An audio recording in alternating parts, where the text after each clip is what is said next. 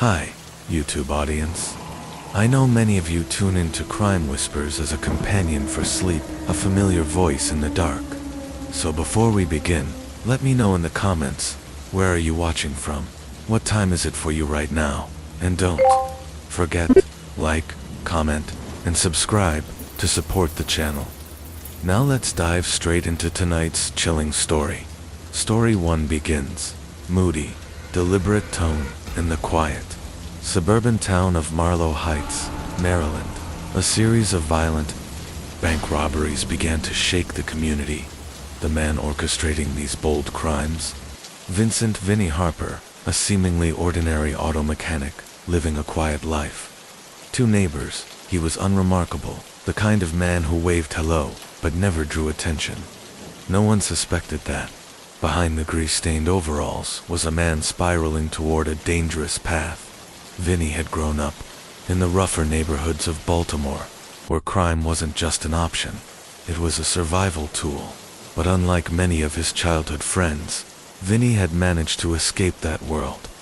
He moved to Marlow Heights, started fresh, and found honest work at a local repair shop. But even a clean slate can't erase pressure. Years passed. Bills mounted. His small garage barely scraped by. Dreams faded. And just when he was at his lowest, Vinny crossed paths with an old acquaintance, Greg, the Snake Lawson. Greg wasn't just another crook. He had a reputation, smooth-talking, calculating, and dangerously persuasive. From car theft to armed robberies, Greg had seen it all. So when he saw the desperation in Vinny's eyes, he pounced. He proposed a partnership, high-stakes bank, jobs that could change their lives. Vinny hesitated briefly, but the promise of quick money was too tempting. And so, they began. Heists began. Fast-paced. Cinematic. Their first hit came in late November 2019. A small bank in downtown Marlow Heights. Armed with a black market Glock 19 and hidden behind ski masks, the pair stormed in with military precision. The security footage caught only blurs. Within minutes, they escaped with over $100,000. The van, chosen by Vinny for its unassuming look, blended into traffic effortlessly. They laid low afterward, holed up in an apartment Greg had rented in a nearby city. The adrenaline, addictive. The money, life-changing. The guilt, still buried for now. Their second robbery was bolder. A bank in a wealthier part of town.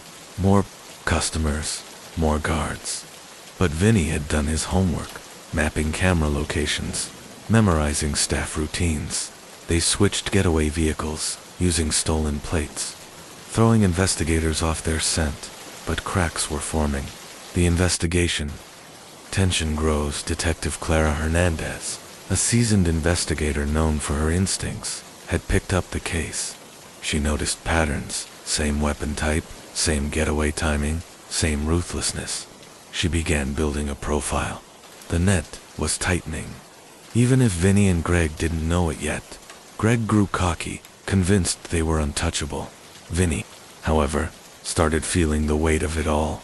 Each job felt riskier, each dollar harder to justify. He thought about his family, his quiet life, and how quickly it could all disappear. But walking away wasn't an option. Greg wouldn't let him, and truthfully, neither would the money. The final heist, slow suspenseful build-up. Their next target, a heavily secured bank in the heart of Washington, D.C. This wasn't just another job, it was the job. The biggest, the riskiest. The last. Greg had arranged an inside man, a janitor named Robert, desperate enough to take a cut.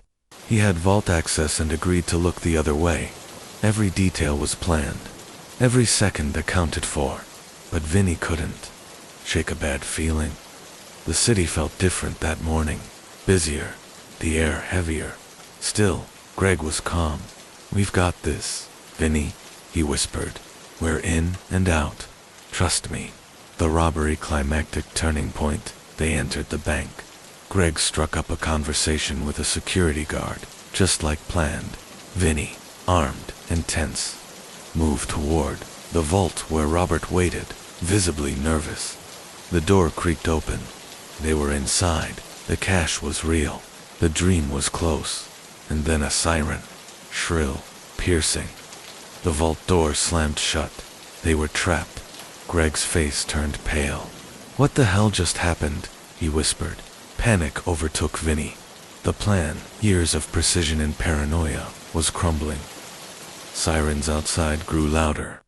The police were closing in. They had been set up, and now the dream was over.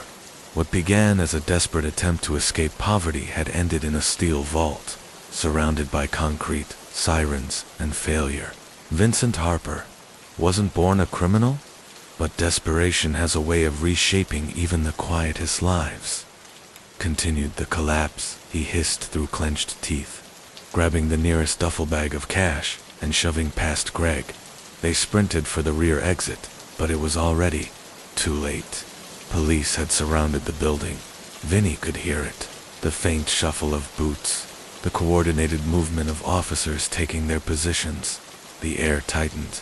The sense of control he had once clung to vanished in an instant. The adrenaline that had fueled him moments before drained away, leaving only a cold, crushing dread. Greg cursed under his breath, lunging toward the door. Before he could reach it, a voice thundered through a loudspeaker. "Drop your weapons. Get on the ground." Vinny froze. The words hit him like a blow to the chest. They had been caught.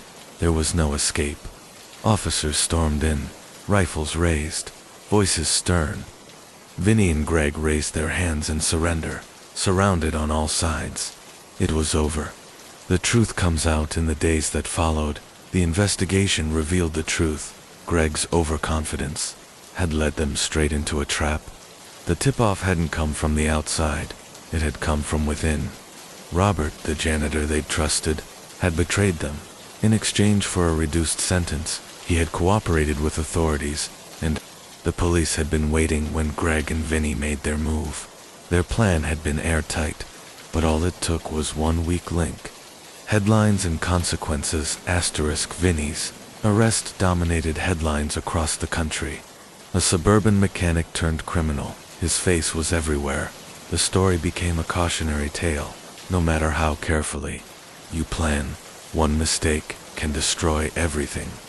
Weeks turned into months as the court case dragged on. Vinny sat in his cell, haunted by the choices he'd made. The money, the thrill, the illusion of control, all of it had crumbled.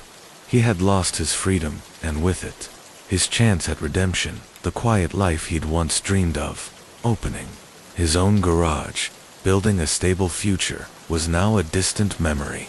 A dream buried beneath steel bars and concrete walls. Reflection and regret as Vinny waited for his trial. He spent his days in isolation, reflecting on the path that had led him here. Once, he was a humble mechanic with big dreams. Now, he was a convicted criminal, consumed by guilt. He thought of the terrified bank employees, the customers caught in the chaos, the people he had betrayed, including his own family. His mother, who had visited him just once since his arrest, wore an expression he would never forget, a mix of heartbreak and shame. That visit was the hardest moment of Vinny's life. The trial, the final judgment. His public defender worked hard to negotiate a deal, but the evidence was overwhelming. Fingerprints, surveillance footage, phone records, all linked him directly to the crimes. On the eve of his trial, Vinny sat alone in his cell, staring out through a narrow window at the stars above. He wondered how far he'd fallen. Once, he had feared becoming like the men he grew up around, but now he had become worse. It was desperation that led him here, the constant battle to stay afloat in a world that felt like it was always working against him. And then came the lie, the idea that one more job would fix it all. But that lie had unraveled the second the sirens started to wail.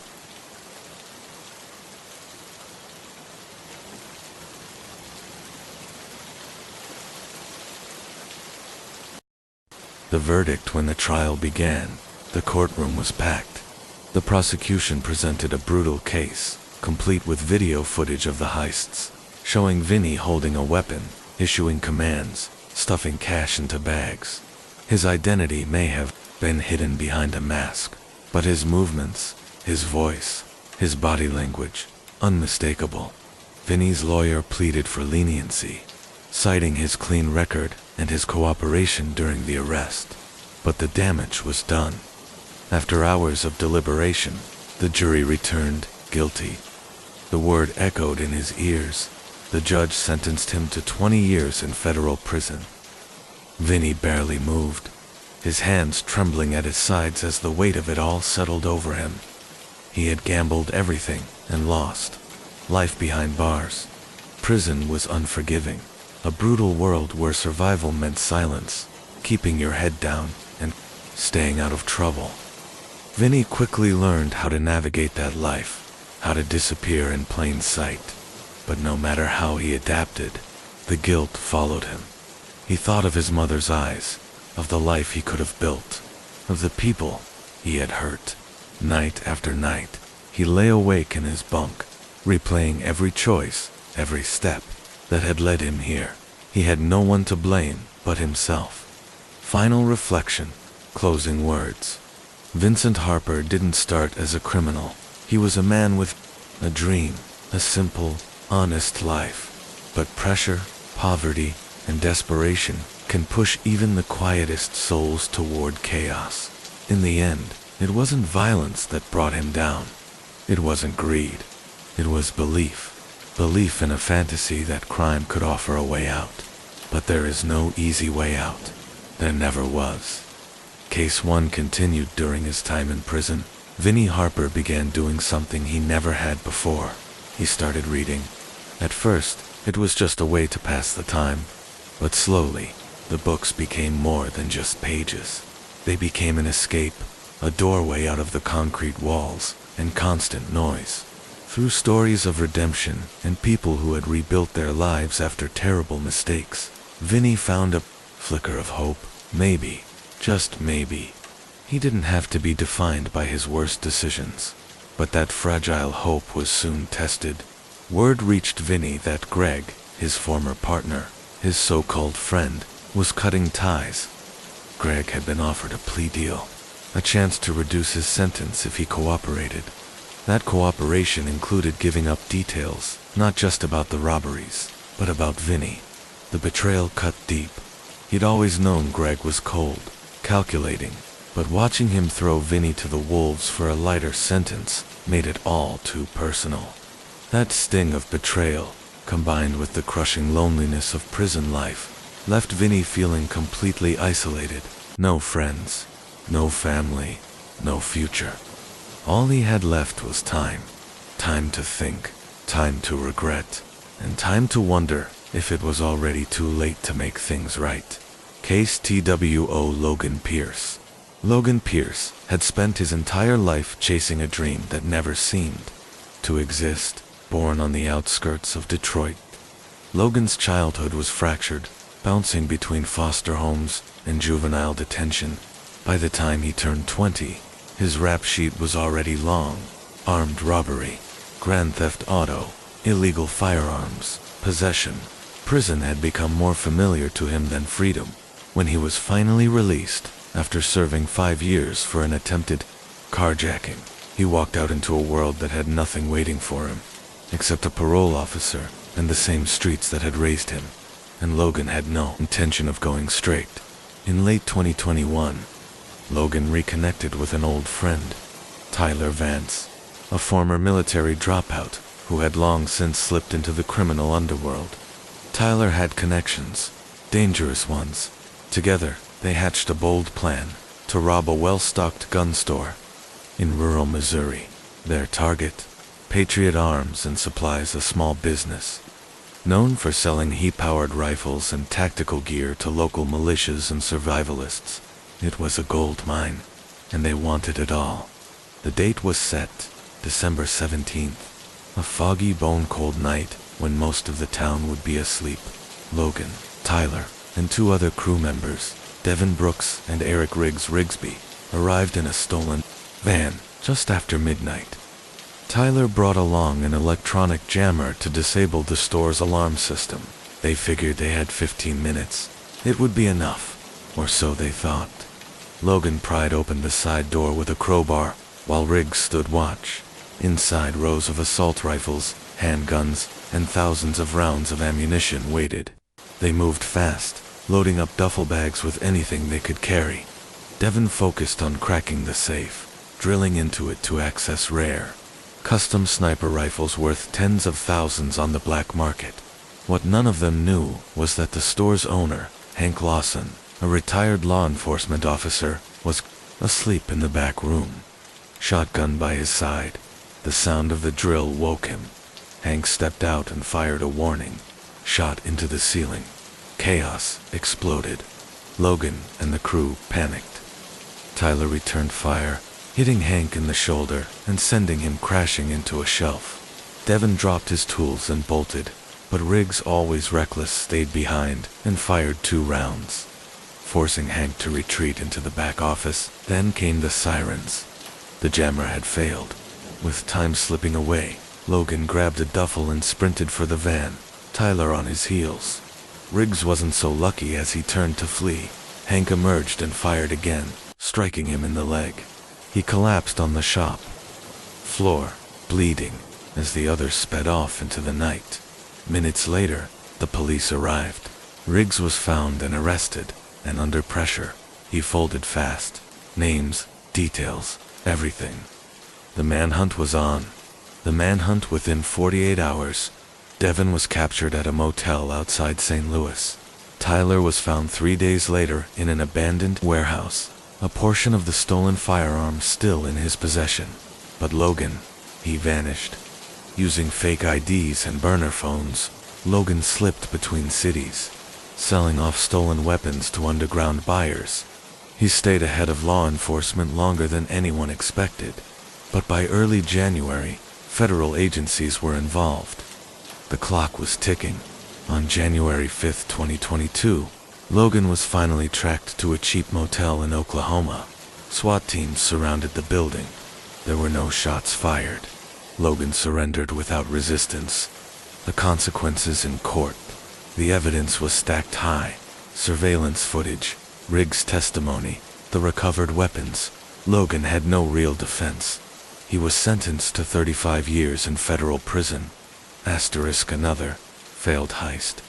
Another name in the long, growing list of gun traffickers who thought they could outsmart the system. But the story didn't end there. Federal agents realized the robbery at Patriot Arms had uncovered something far more dangerous. A massive underground firearms network. The stolen weapons had already begun surfacing in violent crimes across the Midwest. A Glock 19 stolen from the shop was used in a fatal Kansas City shooting just days after the break-in. A modified AR-15 was seized in a drug raid in Indianapolis. Hundreds of stolen firearms were still unaccounted for. The sting operation, while Logan sat behind bars, refusing to cooperate, investigators pressed on. But then came a breakthrough. An anonymous informant inside the Oklahoma City jail told agents that a $50,000 bounty had been placed on Logan's head, courtesy of a man known only as Kingston, a notorious arms dealer operating out of Chicago. Realizing his life was now in danger, even behind bars, Logan finally cracked, in exchange for avoiding a life sentence and placement in protective custody. Logan gave federal agents everything: the transport routes, the buyers, the fake documentation, and most importantly, a direct link to Kingston's trafficking network. Using that intel, the ATF launched an undercover sting operation. Agents, posing as arms dealers, set up a fake buy with Kingston's crew in a warehouse in Memphis. On the night of the deal, the warehouse was surrounded, heavily armed.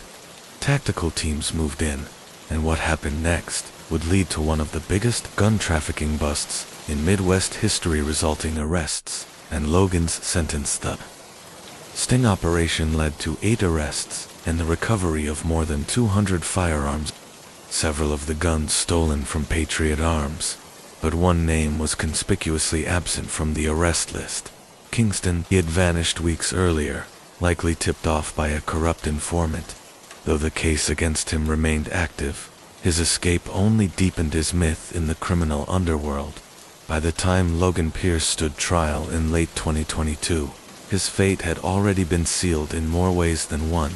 His decision to cooperate with federal authorities earned him a reduced sentence, but at a steep cost. His name was now synonymous with betrayal among those he once called allies. Final sentences. Logan Pierce, 35 years in federal prison. Eligible for parole after 20 years. Tyler Vance, 40 years. No possibility of parole. Devin Brooks, 25 years. With added charges for arms trafficking. Eric Riggs Rigsby, 18 years. For his involvement in the robbery and violent assault on a store owner. Despite his plea deal, Logan Pierce knew prison wouldn't offer him true safety. With Kingston still at large, Logan had become a marked man. His betrayal, making him a target behind bars. The hunt for Kingston. Even with the success of the sting operation, federal authorities knew the job was far from over. Kingston remained at large, and his sprawling gun-running network was still believed to be active. To track him down, the ATF formed a joint task force with the FBI and U.S. Marshals. Kingston's last confirmed location was in Atlanta, Georgia, but officials suspected he had already fled overseas, possibly to Mexico or South America, where he had long-standing connections to major drug cartels.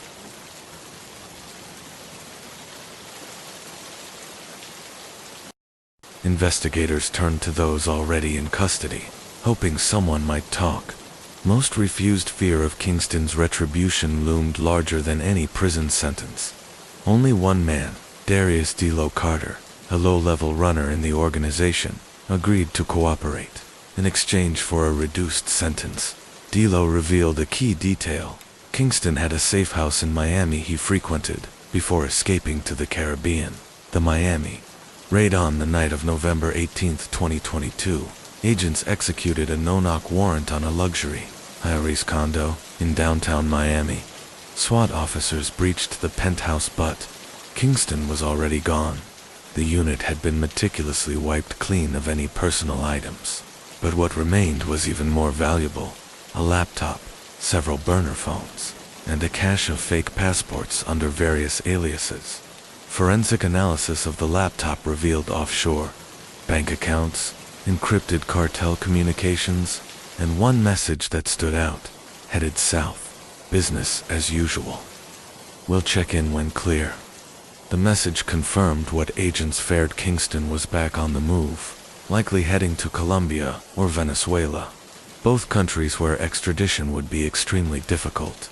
A bigger discovery as investigators pored through the digital files. A disturbing pattern emerged. Kingston's operation was bigger and more dangerous than they had realized.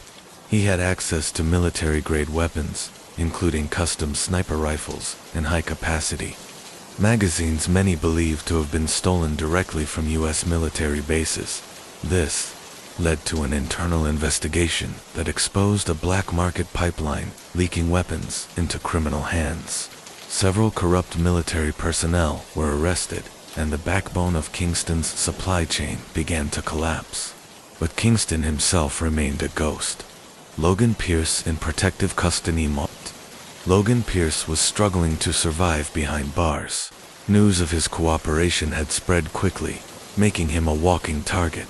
Even in protective custody, he faced constant threats. In January 2023, he narrowly escaped a stabbing in the prison yard. 2 months later, in March, he was found unconscious in his cell, suspected poisoning, though no evidence was recovered. By May, Logan had been relocated twice due to escalating security risks. With nowhere left to run, Logan made one last desperate move. He offered the government everything in exchange for entry into the Federal Witness Protection Program. Logan agreed to give up the full architecture of Kingston's empire. The final debriefing. A final debriefing. Logan detailed Kingston's operations, naming corrupt officials, cartel liaisons, and previously unknown safe houses. The intelligence he provided was explosive. Using this roadmap, federal authorities began closing in on the remaining pillars of Kingston's network. Logan was quietly transferred out of federal custody to a secured facility, awaiting a new identity and life under the protection of the government. But Kingston was still free. The global manhunt, the ATF and FBI, escalated the manhunt, working with Interpol and law enforcement across Latin America. His empire was crumbling, his funds drying up. But Kingston was no ordinary arms dealer. He was a survivor, skilled at staying one step ahead of the law.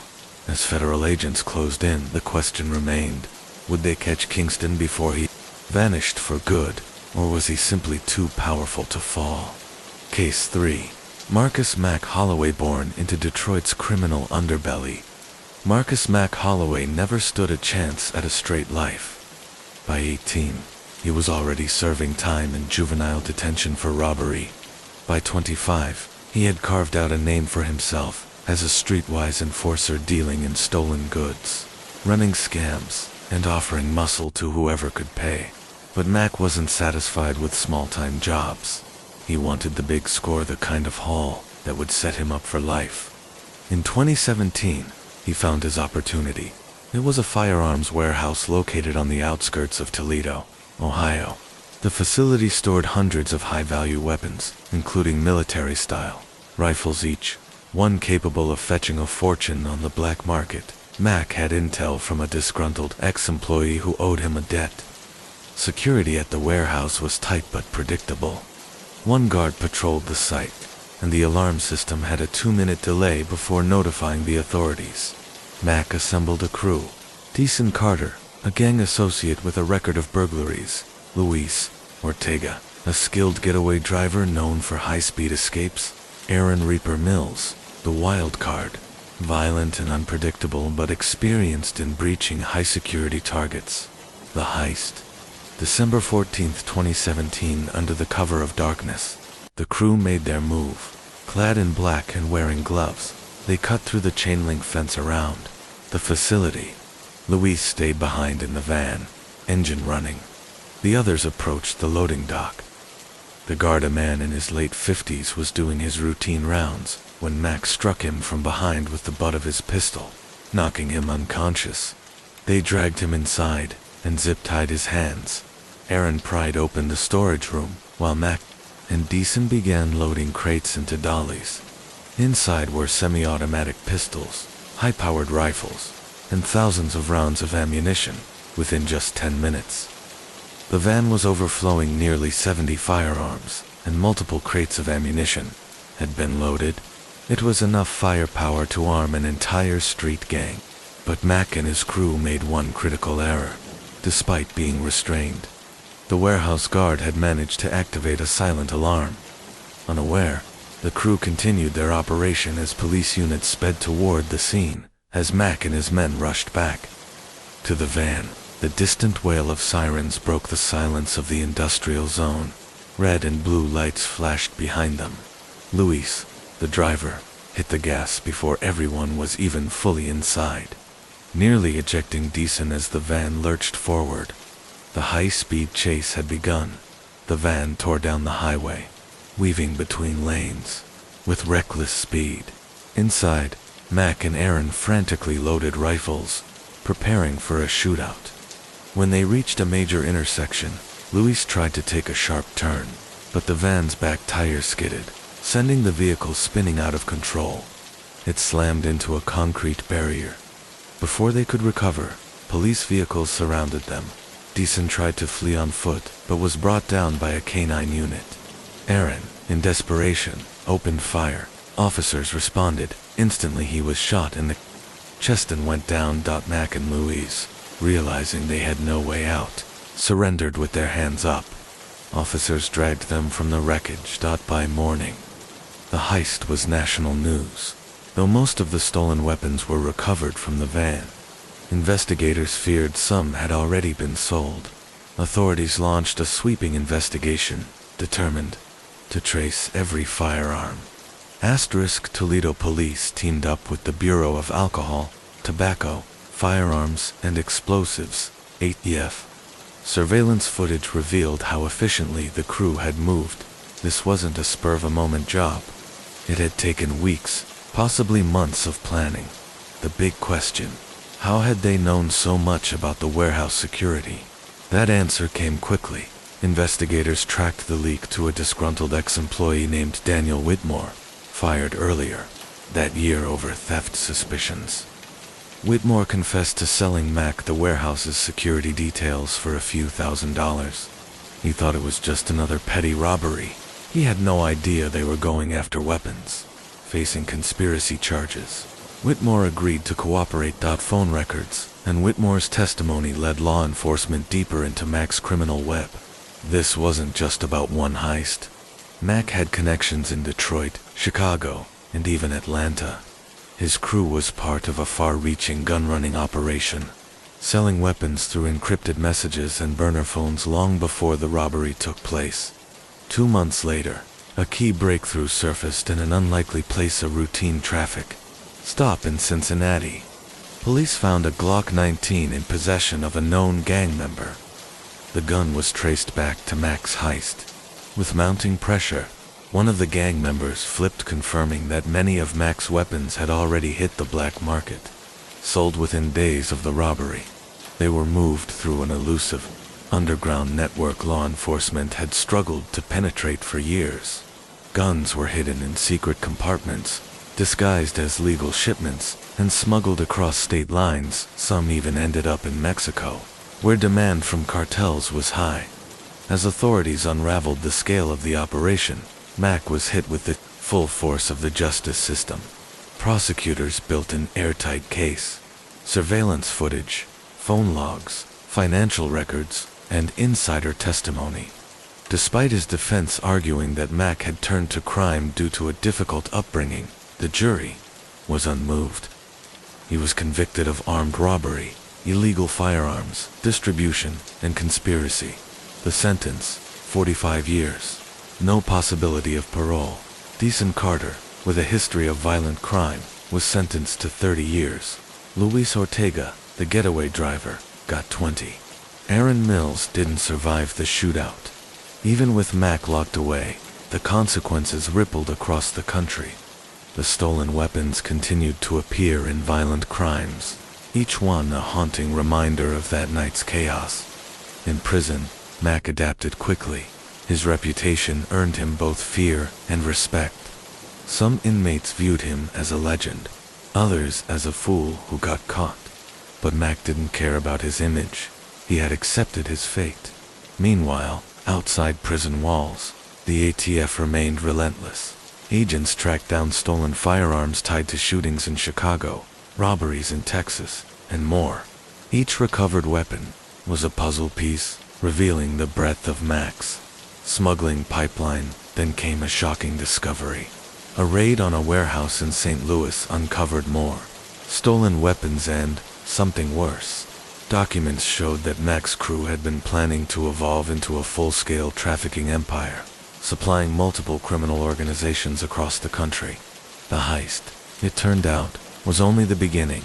With Mac's operation exposed and his crew dismantled, a new wave of criminals saw their chance. The demand for illegal firearms hadn't disappeared, and with the original empire fractured, a brutal power struggle began.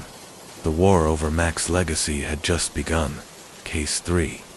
The legacy of Max and the rise of VIP Aaron, the shifting shadows of the underground arms market. A new figure emerged, who had studied the mistakes of those who came before him. His name was Carlos Viper Morales, a former associate of Max Holloway, who had narrowly escaped arrest during the initial sting that brought down Max's empire. Unlike Max, whose reckless bravado and flashy heists drew unwanted attention, Viper was a ghost. He built his operation quietly, using encrypted messaging apps, burner phones, and anonymous financial transfers that left little for authorities to trace. Where Max had ruled with muscle, Viper controlled with precision.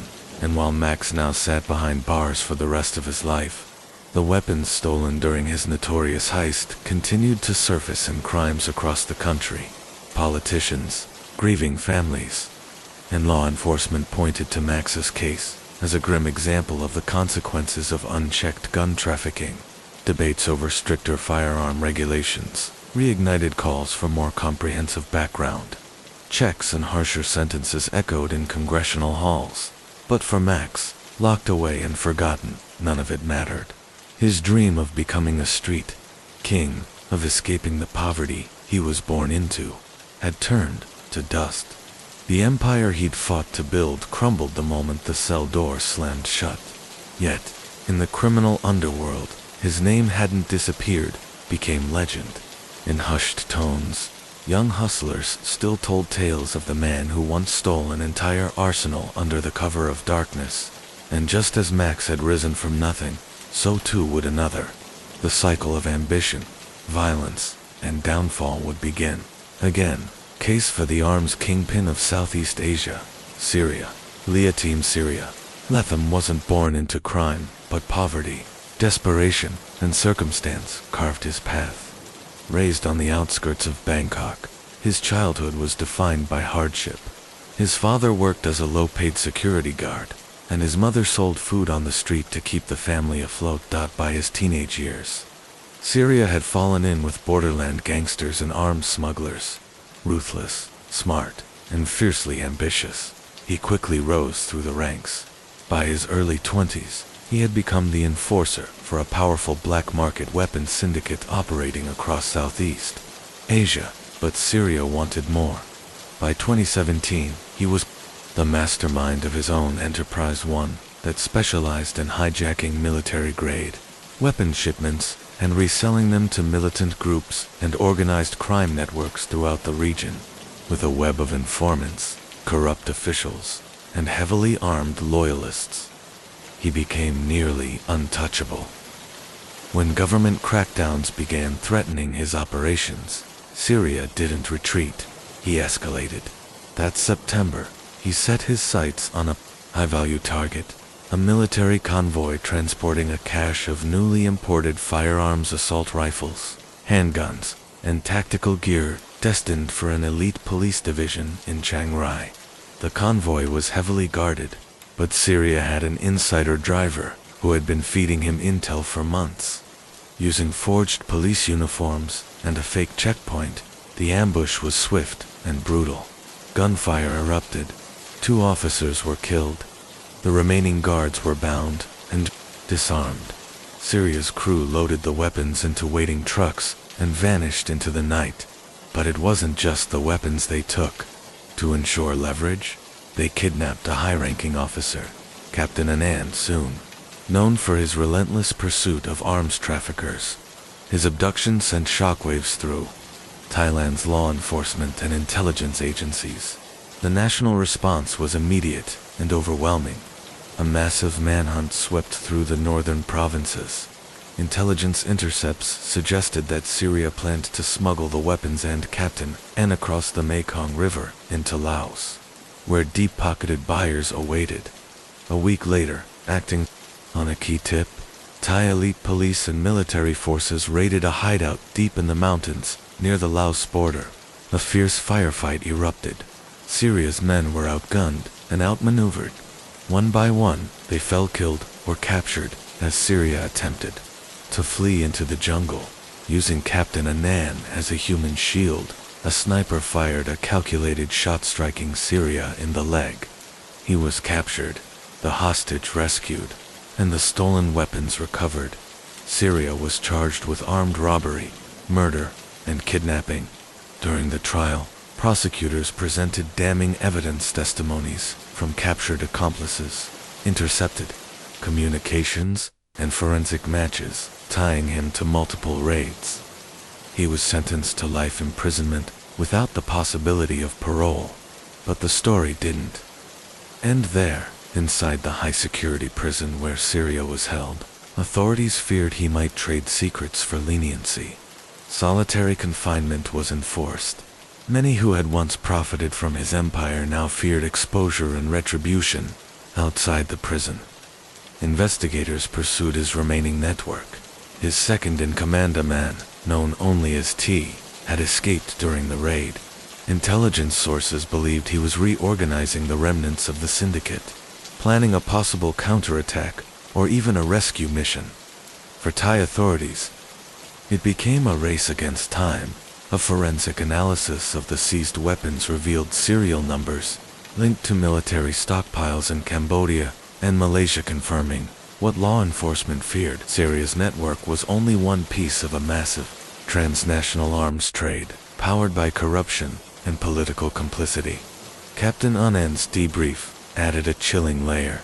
During his captivity, he had overheard Syria speaking in code, discussing collaborators who may have been embedded in Thailand's own government or military.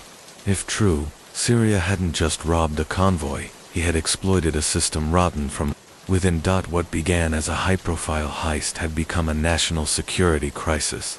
Some of the stolen weapons, it turned out, were earmarked for extremist groups beyond Thailand's borders. Others were meant for Bangkok's criminal underworld, though Syria Letham was behind bars. The battle against the illegal arms trade in Southeast Asia was far from over. His empire had fractured, but it had not yet fallen. And somewhere in the shadows, T was still out there watching, waiting, ready to strike again, determined to uncover the full scope of the conspiracy. Thai intelligence agencies launched a covert mission to monitor T's movements. Surveillance footage and intercepted communications placed him near the Burmese border, where he was believed to be brokering deals with local warlords offering weapons in exchange for safe passage. Authorities understood the stakes. If Tay succeeded in regrouping, the violence and regional instability would escalate in a daring midnight raid. A joint task force comprised of Thai special forces and border police stormed a suspected hideout.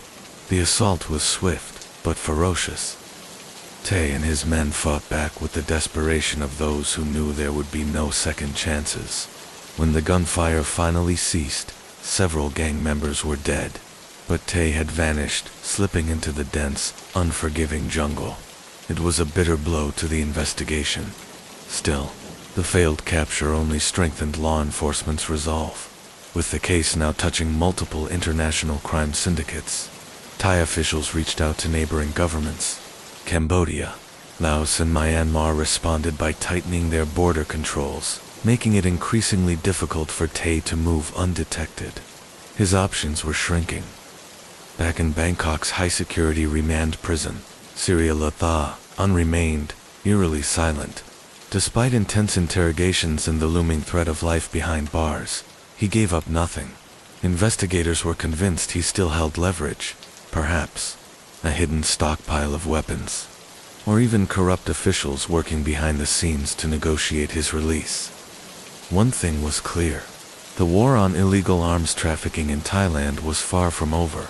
Syria's arrest had left a power vacuum, and as long as there was demand, there would always be suppliers. The authorities had won a battle, but not the war. The hunt for Te continued. Intelligence reports indicated that he had crossed into Myanmar, seeking refuge among one of the many armed insurgent groups operating in the lawless border. If true, this would significantly complicate the operation. Such alliances could offer him protection in exchange for weapons, money, or valuable information.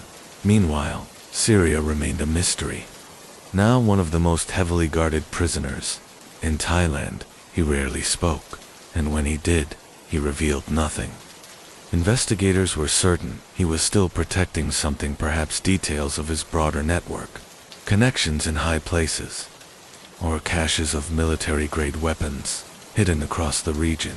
Then came a chilling development. Prison officials intercepted encrypted messages attempting to reach Syria. Though vague, the codes hinted at an imminent operation, possibly an escape plan. Alarmed, officials moved Syria to an even more secure facility, tightened his surveillance, and drastically limited his contact with the outside world. At the same time, forensic experts continued examining the weapons seized during the earlier border ambush. What they found was disturbing. Several rifles bore military serial numbers, confirming they had been stolen from official Thai stockpiles. Even more concerning was the discovery of anti-materiel rifles and high-powered explosives, gear far too advanced to be circulating through typical black market channels. This pointed to a deeper rot. Syria's syndicate had inside access to military arsenals. Determined to expose the full extent of the conspiracy, Thai intelligence launched a joint operation with Interpol and intelligence agencies from Cambodia, Malaysia, and Laos. Their investigation traced funds through a web of offshore accounts and shell companies in Hong Kong and Singapore. The arms trade, it turned out, was financed through an intricate global money laundering network. Even more damning were the links found between these accounts and individuals in Thailand's corporate and political sectors, people who had, until then, maintained clean public profiles. Now, they were implicated in one of the most sophisticated illegal arms operations in Southeast Asia. The revelations sent shockwaves through Thailand's elite. What had seemed like a smuggling ring was, in fact, a sprawling criminal infrastructure by corruption and protected by influence, while financial investigators followed the money trail. Special forces continued their hunt for Tay. Using drone surveillance and undercover intelligence assets. Authorities monitored suspected insurgent camps and known safe houses in the mountainous border. After weeks of searching, a breakthrough finally came. An informant tipped them off. Tay had been spotted near the Thai-Myanmar border, trying to secure safe passage out of Southeast Asia. He was allegedly planning a move to the Middle East where buyers were waiting for a fresh shipment of military-grade weapons, realizing this could be their last opportunity to capture him. Thai forces launched a higher-risk mission. Under the cover of night, an elite unit from the Royal Thai Police and border commandos surrounded the makeshift hideout Tay was using. They moved quickly, but Tay's remaining men, though fewer in number, were heavily armed and prepared for a final stand. The jungle erupted in automatic gunfire. The firefight lasted nearly an hour, with chaos echoing through the trees. When it was over, the security forces emerged victorious. Tay's body was found among the dead, his rifle still clutched in his hands. His death marked the official dismantling of the last known cell of Syria's operation. But the threat wasn't over. Back in prison, Syria surely knew what had transpired. Yet he remained coldly composed, his influence still palpable behind bars. Authorities feared what could come next. Would another figure rise in his place? Had all the secrets of the network truly been uncovered?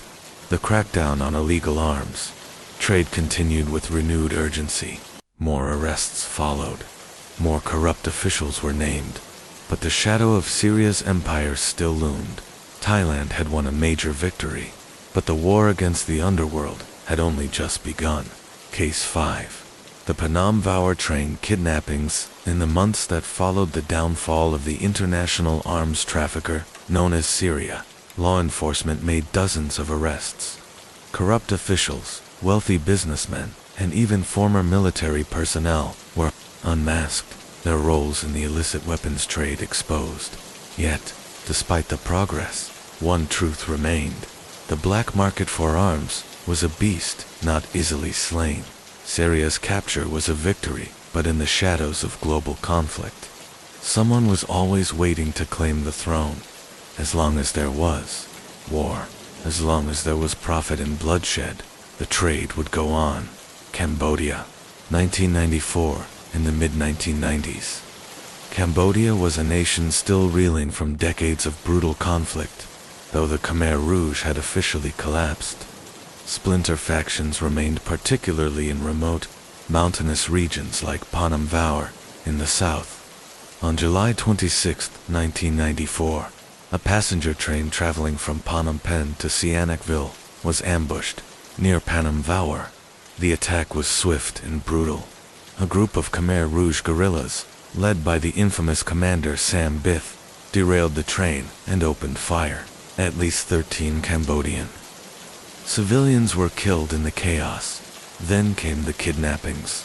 Over 100 passengers were taken hostage, including 3 young Western backpackers, David Wilson, an Australian, Mark Slater, a Briton, and Jean-Michel Brackett, A Frenchman, they were marched deep into the dense jungle, where their fate would become a symbol of Cambodia's fragile post-war peace.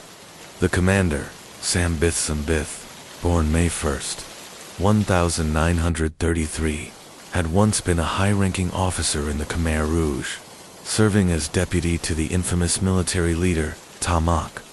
By the 1990s, as the Khmer Rouge's power eroded, Bith and others resorted to guerrilla tactics, kidnappings, extortion, and violence to keep their movement alive. After the train ambush, the hostages were taken to a jungle encampment. The Khmer Rouge issued demands to the Cambodian government, the release of imprisoned comrades, political concessions, and a hefty ransom. They believed the 3 Western hostages would give them leverage. What followed was a nightmare. Jungle captivity. The captives, including Wilson, Slater, and Brackett, were held in makeshift bamboo cages, guarded constantly by Khmer Rouge soldiers armed with AK-47s. Food was scarce. The jungle heat was suffocating by day and freezing by night. Their captors, indoctrinated by years of war and propaganda, were paranoid and deeply distrustful of foreigners. The man overseeing the captives was Commander Chowk Rin, a loyal Khmer Rouge commander raised in the ideology of revolution and ruthlessness. Under his orders, the prisoners were often forced to march for miles through thick jungle terrain. They were mentally and physically exhausted, hopeful that their governments would negotiate their release. Diplomatic pressure mounted quickly. Australia, the UK, and France urged Cambodia to act, but Prime Minister Norodom Ranariddh and Second Prime Minister Hun Sen faced a grave dilemma. Acceding to the demands could embolden future kidnappings. Refusing might cost the hostages their lives. The final days, weeks turned into months. Negotiations dragged with no progress. Khmer Rouge leaders, sensing their leverage slipping, became increasingly agitated. Communications grew more hostile. In early September 1994, a chilling ultimatum was issued.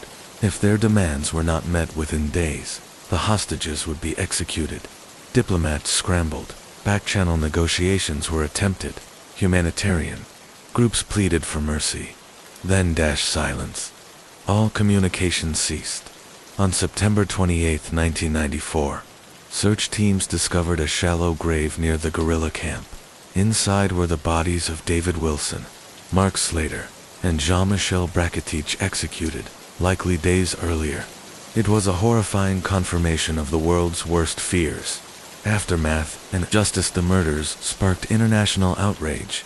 Western governments condemned the killings in the strongest terms, demanding justice. The Cambodian government launched a full-scale manhunt for those responsible. Chowk Rin evaded capture for several years but eventually surrendered in 2000. He was convicted and sentenced to life in prison. In a controversial decision, he was released in 2015 on humanitarian grounds due to illness. Sambith, the operation's mastermind, was arrested in 2002. He too received a life sentence. He died in prison on February 15, 2008. Though some form of justice was achieved, the scars ran deep. Legacy. The Phnom Vauer train ambush remains one of the darkest chapters in Cambodia's modern history. It exposed just how precarious the nation's peace was in the 1990s.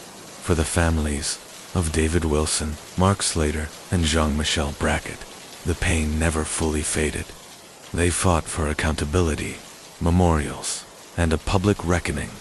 Their story became a cautionary tale of the dangers that linger even after the guns fall silent, and the human cost of unfinished wars.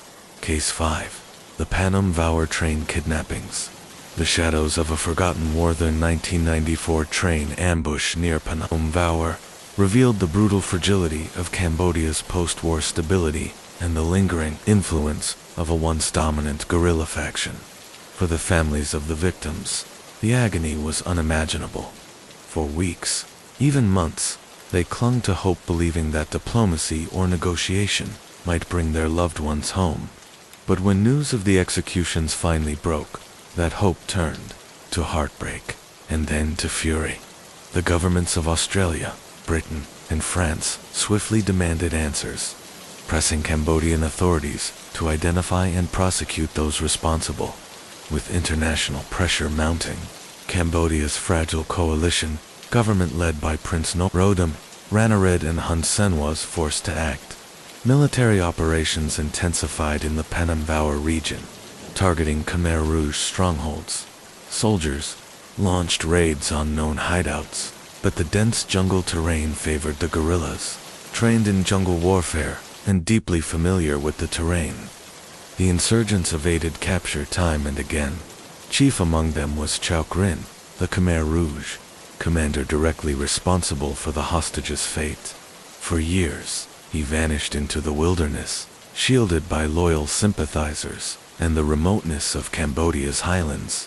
But as Cambodia slowly transitioned into an era of peace and reconstruction, the Khmer Rouge's grip weakened. Fighters surrendered under government amnesty programs, and many of the once feared commanders became fugitives. In 2000, after years on the run, Chao Krin surrendered to authorities hoping for leniency. He stood trial and was sentenced to life imprisonment. His defense that he had tried to save the hostages and was simply following orders was rejected by the courts. In 2015, Chao Krin was controversially released on humanitarian grounds due to declining health. The decision was met with outrage from victims' families, who saw his release as an insult to justice. Another senior Khmer Rouge figure, Sam Bith, was arrested in 2002 and also received a life sentence.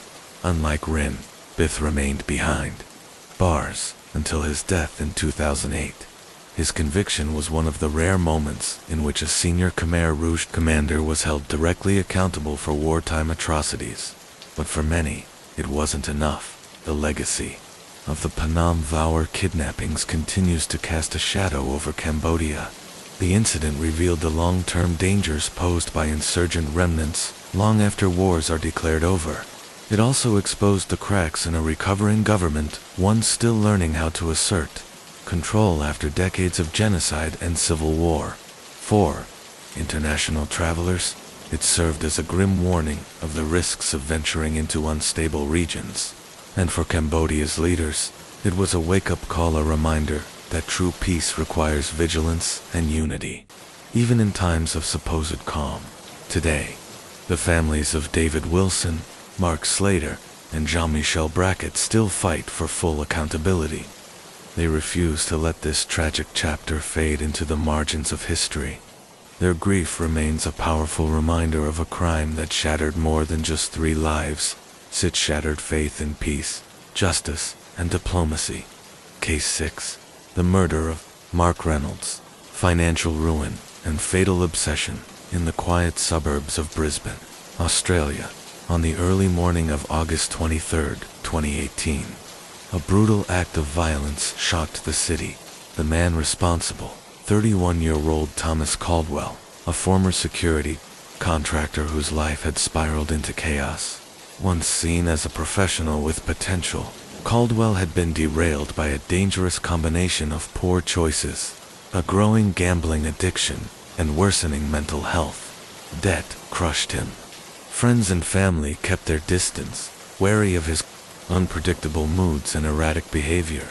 But for months, Caldwell's focus had narrowed to a single obsession: Mark Reynolds, a 45-year-old real estate developer, and his former business partner.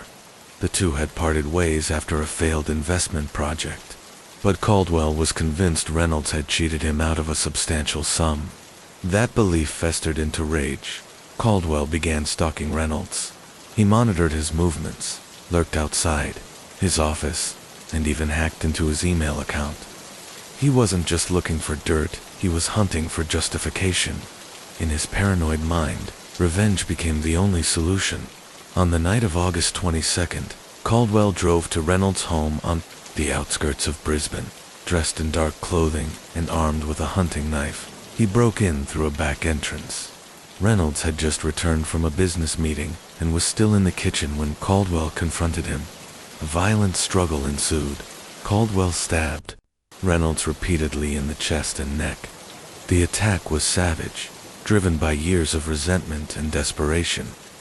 Once Caldwell was sure Reynolds was dead, he tried to stage the scene as a botched robbery. He overturned furniture, scattered valuables, and fled the scene in his car. But his plan quickly unraveled. Caldwell left behind a blood-stained glove at the scene and was caught on a neighbor's security camera, driving away at the time of the murder. The next morning, Reynolds' assistant arrived for a meeting and found the body. Police were called immediately, and within hours, the manhunt began. Investigators quickly connected the dots. Caldwell's public grievances against Reynolds, prior threats, and recent online behavior pointed directly to him. Less than 48 hours later, on the evening of August 24th, police found Caldwell hiding at a motel outside the city, under interrogation. He initially denied involvement, but when confronted with the overwhelming evidence, Caldwell confessed. During the trial, the prosecution portrayed him as a man driven by hate, obsession, and delusion, someone who had lost control of his reality. The defense pleaded diminished responsibility, citing Caldwell's deteriorating mental state. But the jury wasn't convinced. In October 2019, Thomas Caldwell was found guilty of murder and sentenced to life imprisonment with no chance of parole for 25 years. The fallout the murder of Mark Reynolds left a deep scar in Brisbane's legal community. It was a haunting example of how financial ruin, unchecked anger, and personal obsession could lead a seemingly ordinary man to commit a horrifying act. Asterisk for Reynolds' wife and 2 children. Justice offered little comfort. The home where their lives were shattered became a symbol of loss. They moved away from Brisbane, hoping to escape the echoes of that night. In the weeks following Caldwell's conviction, the media delved deeper into his background. Journalists uncovered a long trail of financial instability, reckless investments, and abandoned friendships. Some experts pointed to his early involvement in high-risk ventures that quickly collapsed, sparking his spiral into desperation. Others highlighted his growing social isolation, how even those closest to him had distanced themselves as his behavior became erratic and threatening. In the end, it was a perfect storm: financial collapse, emotional instability, and a toxic thirst for vengeance, deadly mix that ended in bloodshed. Thomas Caldwell's story is now a cautionary tale, a reminder that unchecked obsessions, when paired with desperation, can explode into irreversible tragedy. Segment title: Premeditated Silence, the murder of Mark Reynolds. As investigators traced Thomas Caldwell's movements in the days leading up to Mark Reynolds' murder, a dark and deeply unsettling pattern began to emerge, one that pointed unmistakably to premeditation. His internet search history laid it bare. Weeks spent researching violent crimes, forensic procedures, and how to avoid leaving behind evidence. Surveillance footage placed him near Reynolds' home multiple times in the days before the murder, his vehicle slowly cruising past, observing, studying, memorizing. He had been tracking the layout of the property and the daily habits of its occupants. Bank records painted the rest of the picture. Just days before the attack, Caldwell had withdrawn thousands of dollars, likely in preparation to flee once the crime was done. But it was his impulsivity, not his planning, that would ultimately betray him. Within hours of Reynolds' body being discovered, police were already closing in. Perhaps the most disturbing part of this case was Caldwell's behavior immediately after the murder. After fleeing the crime scene, he checked into a cheap motel less than 20 miles away. There, he spent the night drinking heavily and watching news reports about the murder, waiting, almost calmly, to see how the authorities would respond. Surveillance footage from a nearby gas station captured him purchasing beer and cigarettes. His demeanor was chilling, far too calm for someone who had just taken a life. Phone records later revealed that he had made several calls to unknown numbers, possibly attempting to arrange a way out of the country. But those leads led nowhere. When officers tracked him down the following evening, they found him still at the same motel. He was intoxicated, exhausted, and unresponsive. The arrest was swift. Officers kicked down the door when he failed to comply. Inside, Caldwell sat motionless on the bed, his face blank with resignation. At first, he denied everything, claimed he'd been alone the night of the murder. But the evidence was undeniable. A blood-stained glove found at the scene. Surveillance footage, cell tower data. It was all there. When confronted, his facade cracked. He broke down, sobbing, confessing that things had spiraled far beyond what he'd intended. But the damage had been done. Segment title: The Trial of Thomas Caldwell. The trial began in the summer of 2019. From day one, it captivated public attention. The prosecution presented a clear, meticulous timeline. A case built on evidence, motive, and Caldwell's own digital footprint. They argued that this wasn't a crime of passion, it was calculated, cold, planned. The defense, however, painted a different picture. They claimed Caldwell had snapped in a moment of uncontrollable rage. They called on psychologists, who testified about his declining mental state, his anxiety, depression, and increasing paranoia. But while the court acknowledged his psychological struggles, the jury was unconvinced. They excused what had been done. Throughout the proceedings, Mark Reynolds' family sat quietly in the courtroom. His wife, Julia Reynolds, later described the experience as reliving a nightmare in slow motion. "We lost more than a husband and a father that night," she told reporters. "We lost our sense of safety, our belief in the people we once trusted." The verdict was swift: guilty of first-degree murder. Caldwell showed little reaction, no emotion, no denial, just a hollow, empty stare. He was sentenced to life in prison, with a minimum of 25 years before parole eligibility.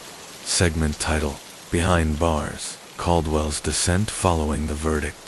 Caldwell was transferred to a maximum security prison on the outskirts of New South Wales. It was a far cry from the future he'd imagined. Surrounded by hardened criminals, murderers, gang enforcers, drug lords, Caldwell struggled to adjust. His crime, though horrific, wasn't born of a violent past, but of desperation and greed. That distinction made him a target. He wasn't respected, he was resented. Guards monitored him closely, knowing that high-profile inmates often faced the worst behind bars. He tried to stay invisible, but his case had followed him inside. Inmates whispered about the man who had killed for money he never got to spend. His actions, once driven by arrogance and delusion, now reduced him to just another broken man in a concrete cell. His only visitor during those early months was his sister, Emily Caldwell. She had clung to the hope that maybe, just maybe, he'd been framed or provoked. But sitting across from him, seeing the man he had become, she said nothing. That visit was their last. She walked away in silence. Caldwell never heard from her again. Time blurred.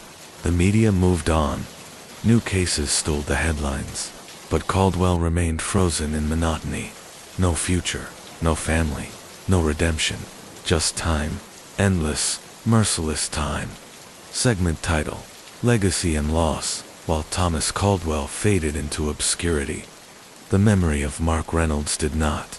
Julia Reynolds became an advocate for victims of violent crime, transforming her grief into a mission. The foundation she established in Mark's name grew into a lifeline for other families, offering counseling, legal support, and community. She spoke at public forums, collaborated with law enforcement, and lobbied for stricter sentencing laws for premeditated offenses.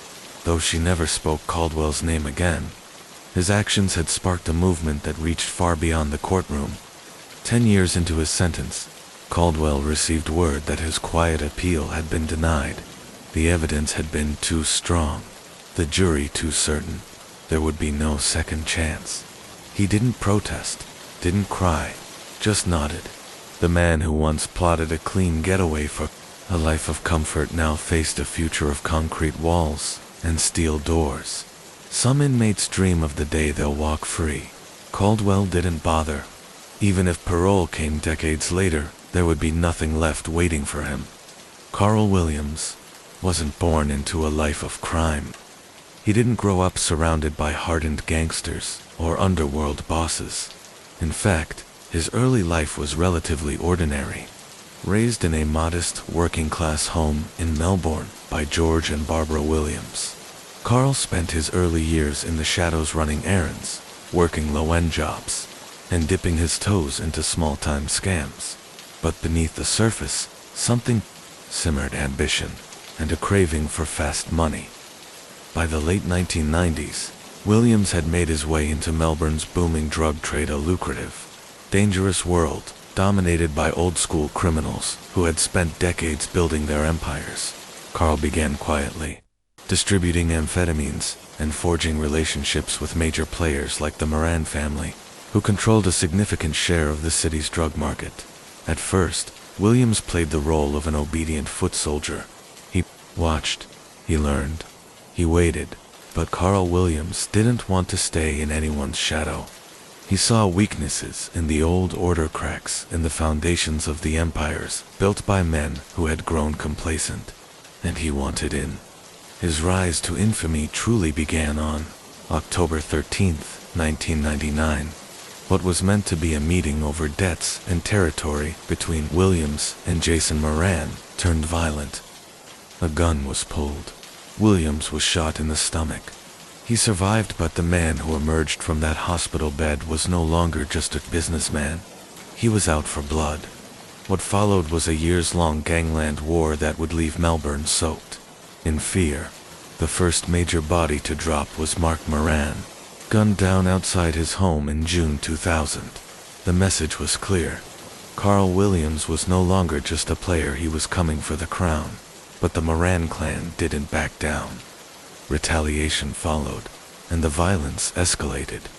By 2003, Melbourne had become a battleground. Shootouts erupted in public places. Jason Moran and his associate Pasquale Barbaro were executed while sitting in a parked van outside a children's football practice. Civilians were no longer off limits. This was a war without rules, and Carl Williams was winning. His influence grew with every enemy buried. As rivals fell, he absorbed their operations brick by brick, building an empire that stretched across the city. But with every move upward, so too grew the number of people who wanted him dead. By 2004, police investigations were beginning to circle. Informants started flipping. The empire built on blood and methamphetamines was beginning to buckle. Eventually, the law caught up. Williams was arrested and charged with multiple counts of murder in 2007. He pleaded guilty. The courtroom was packed: officers, victims' families, journalists, and former allies. They had all come to see Melbourne's most notorious crime lord finally fall. He was sentenced to life in prison, with no hope of release. But even behind bars, Carl Williams remained a force. He wielded influence from his prison cell. His name was still whispered in the corridors of power and among the underworld, but that power came at a price. On April 19, 2010, inside Barwon Prison, Carl Williams was attacked. The killer was Matthew Johnson, a violent career criminal with his own bloody reputation. Prison surveillance showed Johnson calmly approaching Williams from behind in a common area. He was carrying a metal rod from an exercise bike. Without hesitation, he struck, blow after blow, silent, efficient, final. There was no struggle, words, just cold, calculated violence. By the time the guards arrived, it was already too late. Speculation exploded. Some believed it was a long overdue hit ordered by old enemies, vengeance, delayed, not forgotten. Others claimed Williams was killed because he had become a police informant, feeding intelligence in exchange for prison perks. In fact, reports revealed Carl had been granted privileges, better meals, private meetings, secret conversations with law enforcement. Too many inside. He was no longer a kingpin. He was a traitor, And in that world, traitors don't get second chances. His murder sent shockwaves through both the underworld and the justice system. It exposed cracks in the prisons. Security enforced a reckoning. Investigations followed, revealing the extent of the deals Williams had made with authorities and the enemies those deals had created. Outside the prison, the empire he built collapsed. His former associates, once feared and untouchable, now found themselves facing betrayal, infighting, and arrest. Some went to ground. Others tried to claim the power vacuum he left behind. But Melbourne was changing. The age of public executions and brazen gunfire was coming to an end. The war was over, but the scars ran deep. Carl Williams' death marked the end of an era, but his legacy lingered etched into the city's memory. Immortalized in books, documentaries, and dramatized in the TV series Underbelly. Some remembered him as a cautionary tale, a man who climbed too high, too fast, and burned everything in his path. Others, especially the new generation of criminals, viewed him as a symbol of what was possible. A man who rose from nothing to become the most feared figure in Melbourne's underworld. But the truth was darker. Carl Williams didn't leave behind a dynasty. He left behind broken families, blood-stained streets, and a city forever altered by a war for power. His was not a story of triumph, but of destruction, a legacy built on vengeance, ambition, and ruthlessness, and in the end, it came crashing down the same way it rose through violence. Case 7. The Rise and Fall of Carl Williams, Melbourne's Ghost, Kingpin in a world where violence often lurked beneath the surface.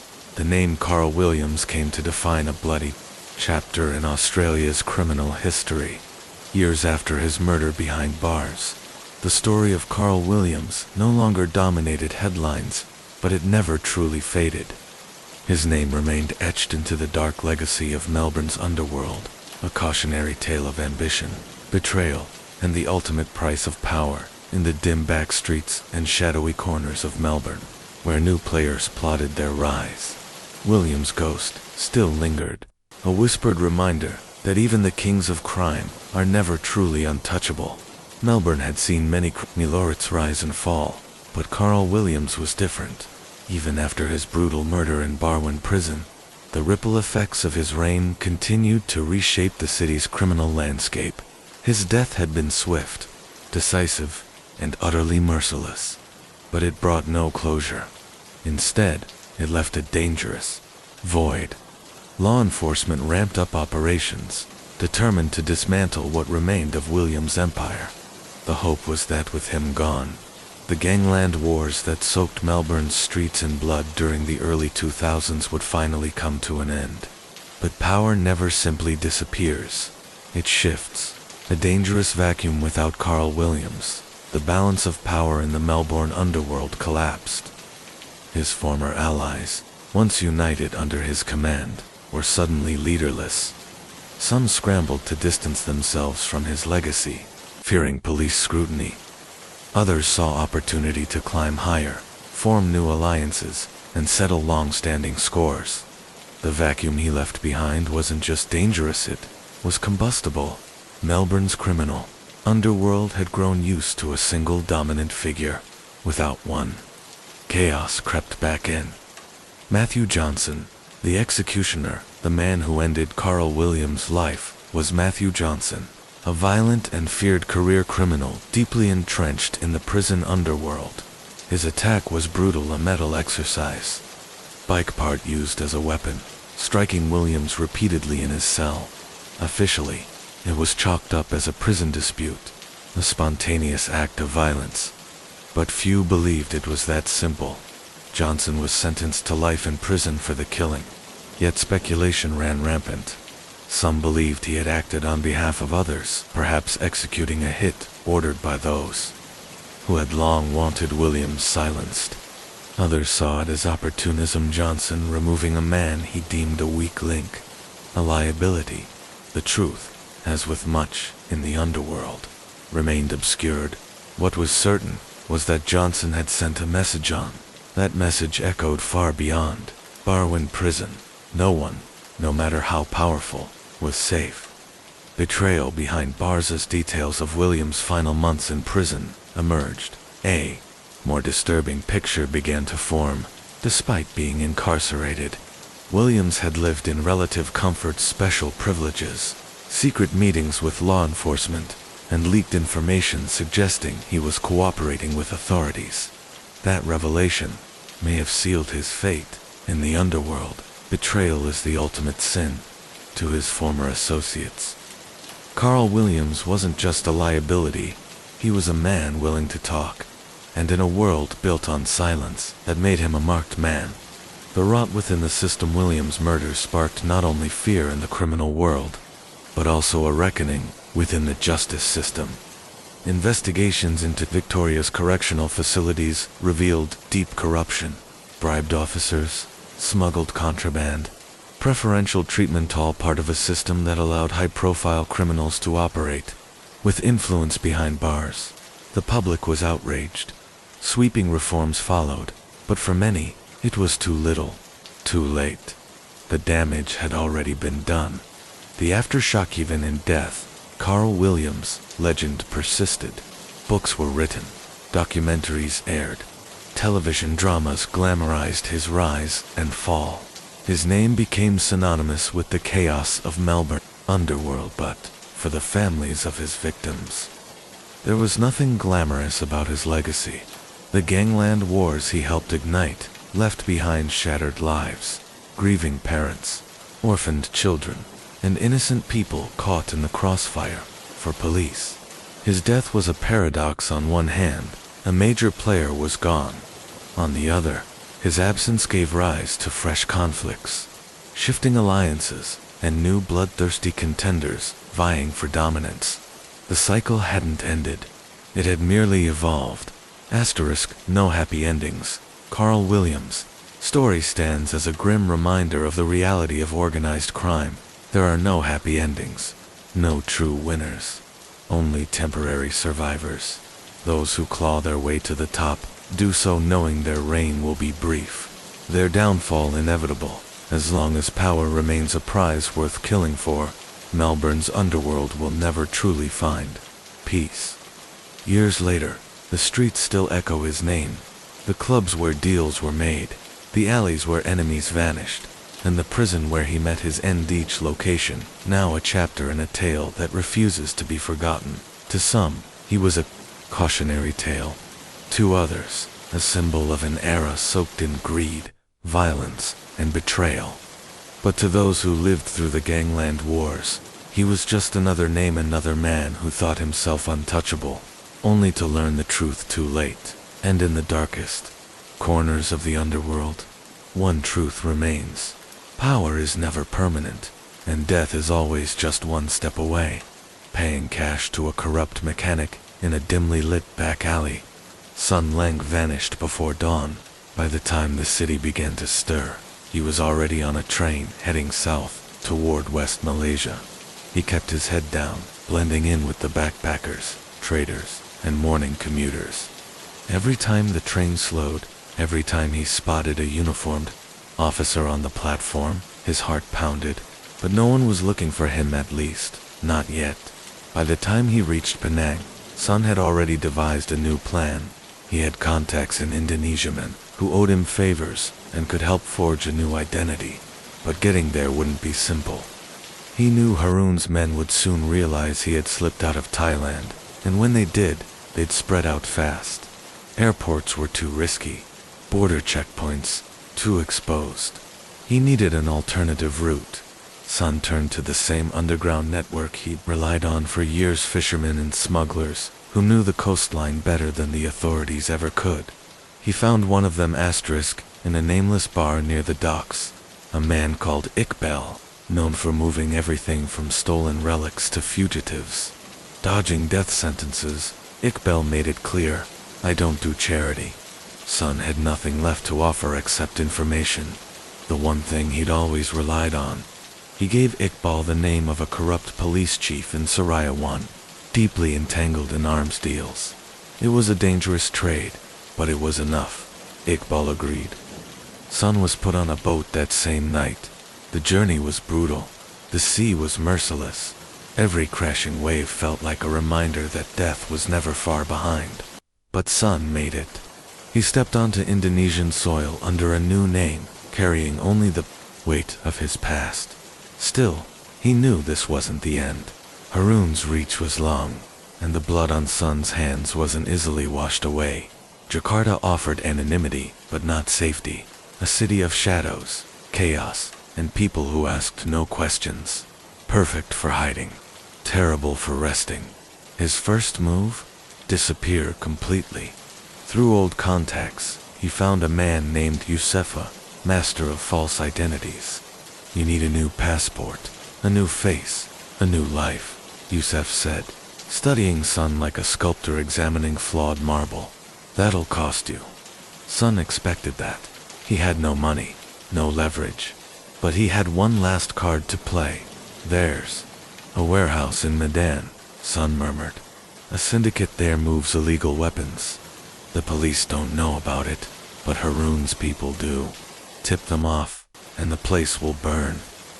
Yusef's expression didn't change, but the air shifted. He knew the value of that kind of information. It could ignite a war. Come back. Tomorrow, he said.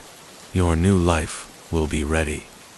That night, Sun slept in a grim guest house, the kind where no one looked twice at a fugitive.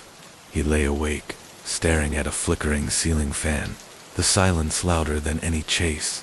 He had run before, but never like this. Now he wasn't fleeing one enemy. He was running from an entire world that wanted him dead. By dawn, the documents were in his hands. His name was Andy Ran, now on paper, a Malaysian businessman with a clean record and a passport that would pass any scrutiny. It came with a bank account, local ID, even a fake employment history. It was perfect. Almost. But a new name wouldn't keep him safe forever. He booked a ticket to Bali, under the guise of business travel. The airport was a risk, but in the chaos of tourism, and with documents this good, he slipped through unnoticed. As the plane lifted into the clouds, Sun or Andy exhaled slowly. He had bought himself time. What he didn't know was that time had already begun to run out.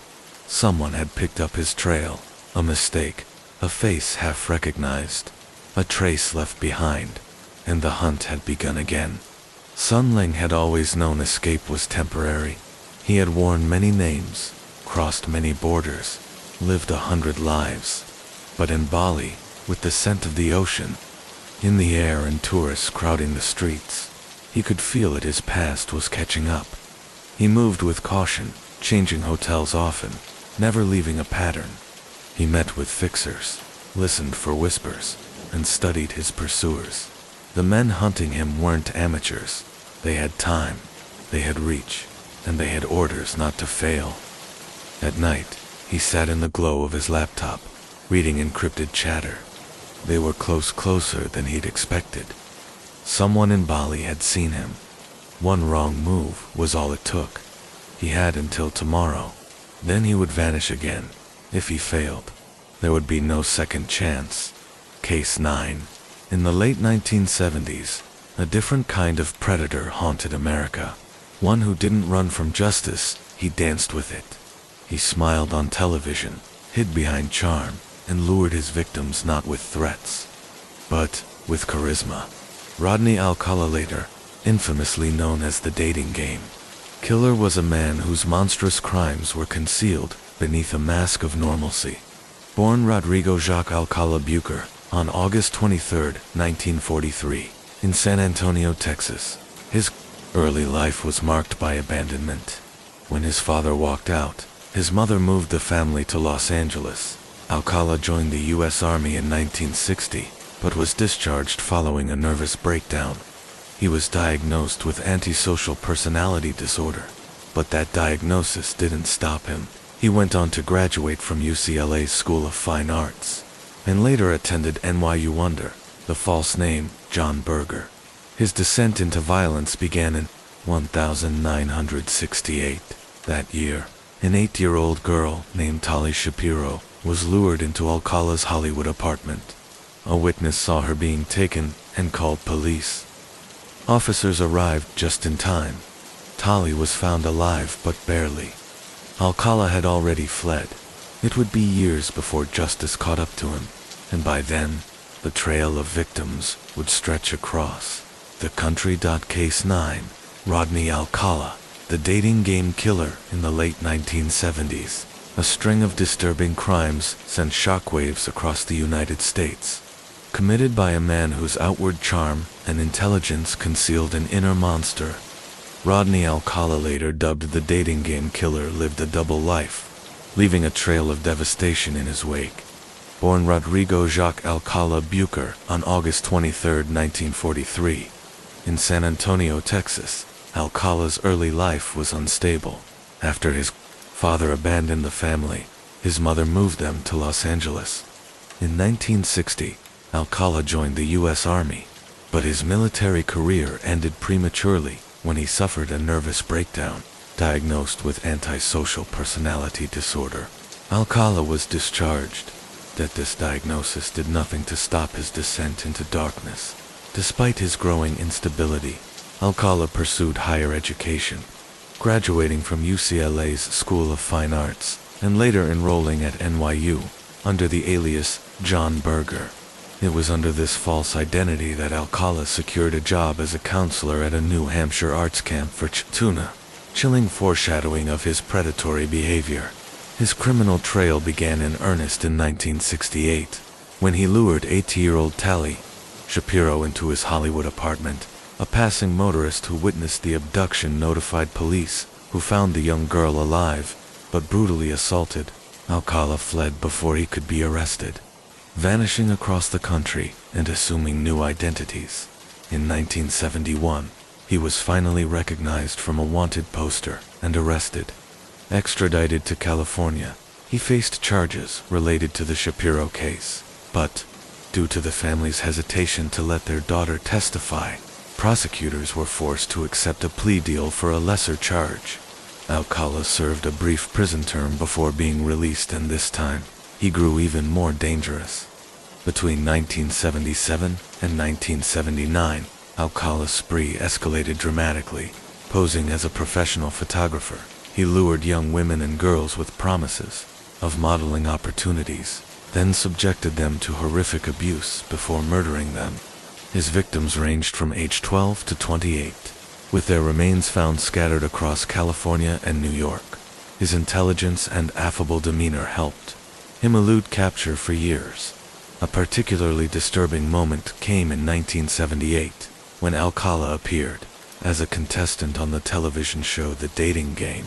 Introduced as a successful photographer, he won the game and was chosen by Bachelorette Cheryl Bradshaw. But Bradshaw later refused to go on the date, telling producers she got a creepy vibe from him. Her intuition may have saved her life. Alcala's downfall began in 1979 with the disappearance of 12-year-old Robin Samso. Witnesses reported seeing a man matching his description, talking to her just before she vanished. 12 days later, her decomposed remains were found in the foothills near Los Angeles. A search of Alcala's storage locker in Seattle uncovered a collection of disturbing photographs and a pair of earrings belonging to Samso. The evidence was damning, and Alcala was arrested and charged. Over the years, he was tried multiple times, with some convictions overturned on technicalities. But as forensic science advanced, so did the case against him. DNA evidence eventually linked him to multiple other unsolved murders. In 2010, Alcala was sentenced to death for 5 murders in California. While on death row, he was extradited to New York, where he pleaded guilty to 2 additional murders. He was also suspected in several other killings, including one in Wyoming, though not all could be proven. One of the most haunting aspects of the case was Alcala's photo collection. Inside his storage unit, police found hundreds of images of women, teenagers, and children, some smiling, others visibly uneasy. Many were never identified, raising fears that his true victim count could be far higher. The photos were released to the public, and tragically, some were linked to cold cases. Alcala's ability to manipulate deceive, and evade justice for so long remains chilling. He was articulate, intelligent, and cunning, so much so that he represented himself in court, turning trials into bizarre performances. In one unforgettable moment, he asked a criminologist on the stand, "Do you think I did it?" leaving the courtroom stunned, despite his courtroom theatrics. The mountain of evidence against him ultimately proved insurmountable, but the true extent of his crimes may never be known. Alcala died of natural causes in prison in 2021 at the age of 77. For many families, closure came too late, if at all. Rodney Alcala's case remains a terrifying reminder of how predators can hide in plain sight, blending into society while committing unspeakable atrocities. His legacy is one of tragedy and horror, but also of relentless pursuit by those who refused to let his victims be forgotten. Rodney Alcala, the predator with a Camara's investigators across multiple states re-examined cold cases. A grim pattern began to emerge, one that pointed unmistakably to Rodney Alcala. For decades, families had lived without asterisk answers, searching for missing daughters, sisters, and friends. In many of those cases, the truth was far worse than they had imagined. Their loved ones had fallen into the hands of a cold-blooded predator. Alcala's most infamous victim, 12-year-old Robin Samso, marked a turning point in the case. Her murder in 1979 ultimately led to his arrest, but for her mother, the fight for justice didn't end there. She spent years battling to uphold his conviction, enduring countless retrials, overturned verdicts, and painful delays while carrying the unbearable weight of her loss. By the time of his death in 2021, Rodney Alcala had become synonymous with horror. His case is now studied in criminal psychology as a textbook example of a psychopath who weaponized charm, intellect, and deception to commit unspeakable crimes, often right under the noses of those who trusted him. His appearance on the TV show The Dating Game, where he was presented as a charismatic bachelor, remains one of the most disturbing moments in television history. As the nation laughed and watched him flirt on screen, no one knew that bodies were piling up behind the scenes. Alcala's death sentence came in 2010 for 5 murders in California, but it didn't end there. He was later extradited to New York, where he pleaded guilty to 2 more homicides. In the final months of his life, DNA evidence linked him to a murder in Wyoming dating back to 1982. Authorities believed his true victim count was far greater. The key to unraveling his crimes lay inside a storage unit in Seattle. Their detectives found hundreds of photographs, images of women and children, some smiling, others visibly uncomfortable. These pictures, taken by Alcala under the guise of professional photography, became haunting evidence of the lives he had touched and possibly ended.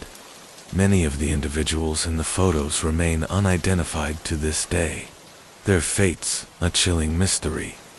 Police periodically released selections of these photos to the public, hoping families might recognize a missing loved one. Some did, others were never claimed, frozen in time, their stories left untold. The photographs became more than evidence. They were a call for justice that still echoes years after Alcala's death. His methods were insidious. He moved from state to state, blending into society with disturbing ease. With a background in fine arts and photography, he lured women by promising fame and opportunity. Once isolated, he subjected them to unimaginable abuse before taking their lives. Despite prior arrests and even prison time, Alcala continued to slip through the cracks of the justice system, aided by his intelligence and manipulative nature. In court, he even chose to represent himself, turning trials into theatrical performances. He played mind games with jurors, cross-examined witnesses, and at one point chillingly asked a criminologist, "Do you think I did it?" His lack of remorse and flair for manipulation prolonged the legal process, forcing families to relive their trauma again and again. Forensic advancements eventually caught up with him, As DNA technology improved in the 1990s and early 2000s, connections were made between Alcala and unsolved murders stretching back decades. In 2011, 2 New York cold cases were formally linked to him, and just before his death in 2021, he was tied to yet another victim in Wyoming. Still, the number of women and children he may have killed remains unknown. Even after his passing, Rodney Alcala casts a long shadow. His crimes shattered lives, left families in grief, and exposed deep flaws in the criminal justice system. The haunting photographs he left behind continue to raise questions and fuel investigations. Rodney Alcala's story serves as a chilling reminder that true evil doesn't always hide in the shadows. Sometimes it smiles for the camera. Case 9. Rodney Alcala, the charming predator even after his death. The case of Rodney Alcala continues to haunt investigators and families alike. Authorities across the country have reopened cold cases that bear striking similarities to his known crimes, driven by the belief that Alcala's victim count is far higher than official records show. For many families, justice arrived too late. Loved ones had vanished without answers for decades, only to later discover they had fallen into the hands of a sadistic predator. Parents, siblings, and friends described their loss as a wound that never truly healed. One of the most heartbreaking cases was that of 12-year-old Robin Sasso, whose murder ultimately led to Alcala's arrest. Her mother, determined to keep his convictions intact, endured years of appeals and retrials. Rodney Alcala left behind a legacy of horror. His name is often cited in criminal psychology courses as a prime example of a manipulative psychopath, one who used charm, intelligence, and deceit to evade justice. His 1978 appearance on The Dating Game, where he was introduced as a smiling, charismatic bachelor, remains one of the most disturbing moments in television history. Behind that smile, unknown to the audience, lay a trail of bodies. Alcala spent decades behind bars before dying in prison in 2021, but the full extent of his crimes may never be known. The photographs discovered in a Seattle storage lot, chilling collection of women and children, some smiling, others visibly uneasy, remain a source of ongoing investigation. Some individuals in the images have since been identified by heartbroken families. Others remain anonymous, frozen in time. Their fates still unknown. One of the most disturbing elements of Alcala's methods was his ability to blend into society. He wasn't a shadowy figure in a dark alley. He was an educated man with a background in fine arts and photography. He used that to lure women with the promise of modeling opportunities. He moved across states, leaving devastation in his wake, but avoided suspicion time and time again. Even as he sat behind bars, forensic experts continued linking him to other crimes. In 2011, he was charged with the murders of 2 women in New York from the 1970s, and in 2021, shortly before his death, he was linked through DNA evidence to the murder of a woman in Wyoming. Her body found in 1982. Investigators believe there are many more victims who may never be identified. Court proceedings offered little solace. Families sat through agonizing retrials, forced to relive their trauma while Alcala, at times, smirked from his seat. His ability to exploit the legal system, winning appeals, delaying justice, only deepened their pain. To this day, law enforcement agencies still release photos from his storage unit, hoping someone will recognize a loved one. And so, the search continues. New leads are pursued, new evidence examined, and families continue to wait, some for closure, others for confirmation of what they've long feared. Rodney Alcala's story serves as a chilling reminder. The most dangerous predators often wear the most disarming faces. Case 10. Ted Bundy, Evil. Behind the smile, Ted Bundy remains one of the most infamous and chilling serial killers in American history, a man whose charm and intelligence masked an unfathomable darkness. Born Theodore Robert Bundy on November 24, 1946, in Burlington, Vermont, Bundy's early life was defined by secrecy. He was raised to believe that his mother, Eleanor Louise Coel, was his sister Lie, that would later shape his psychological landscape. Though his childhood appeared normal on the surface, Bundy exhibited disturbing behavior from an early age.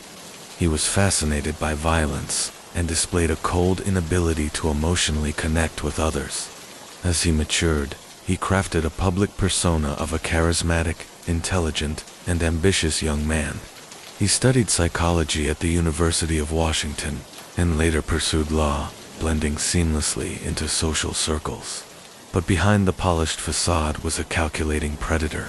Bundy's killing spree began in the early 1970s, targeting young women across multiple states: Washington, Oregon, Utah, Colorado, Idaho, and Florida. His modus operandi was insidious. He feigned injury with a sling or crutches, or impersonated a police officer to gain his victims' trust. Once they were in his car, he would abduct, assault, and kill them, sometimes returning to their remains to commit acts of necrophilia. Bundy's victims were predominantly college-aged women, chosen for their youth, beauty, and vulnerability, though he eventually confessed to 30 murders. Authorities suspect the actual number may be far higher, possibly over 100. He meticulously planned his crimes and constantly altered his appearance, making him incredibly difficult to track. His understanding of law enforcement procedures allowed him to stay ahead of investigators, even after being arrested in Utah in 1975 for kidnapping and attempted assault. Bundy managed to escape once by jumping from a courthouse window, and later by cutting a hole in the ceiling of his cell.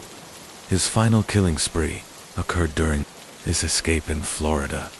In January 1978, Bundy broke into the Chi Omega sorority house at Florida State University, where he brutally attacked multiple women. The attack ultimately led to his arrest, and, this time, he was captured for good. Bundy's trial became a media sensation, one of the first to be televised. Eager for the spotlight, Bundy chose to represent himself, using his legal training to stall proceedings. But the evidence was overwhelming. A bite mark on one victim matched his dental records, sealing his fate. In 1979, Bundy was convicted of multiple murders and sentenced to death. Over the next decade, he delayed execution with appeals and manipulations, offering confessions in exchange for stays. In his final days, he admitted to a string of unsolved murders, revealing the full horror of his crimes. On January 24, 1989, Ted Bundy was executed in Florida's electric chair. Outside the prison, crowds cheered, holding signs and fireworks in celebration of the end of a monster. Yet Bundy's legacy endures. His story is studied extensively in criminal psychology for its insights into psychopathy and manipulation.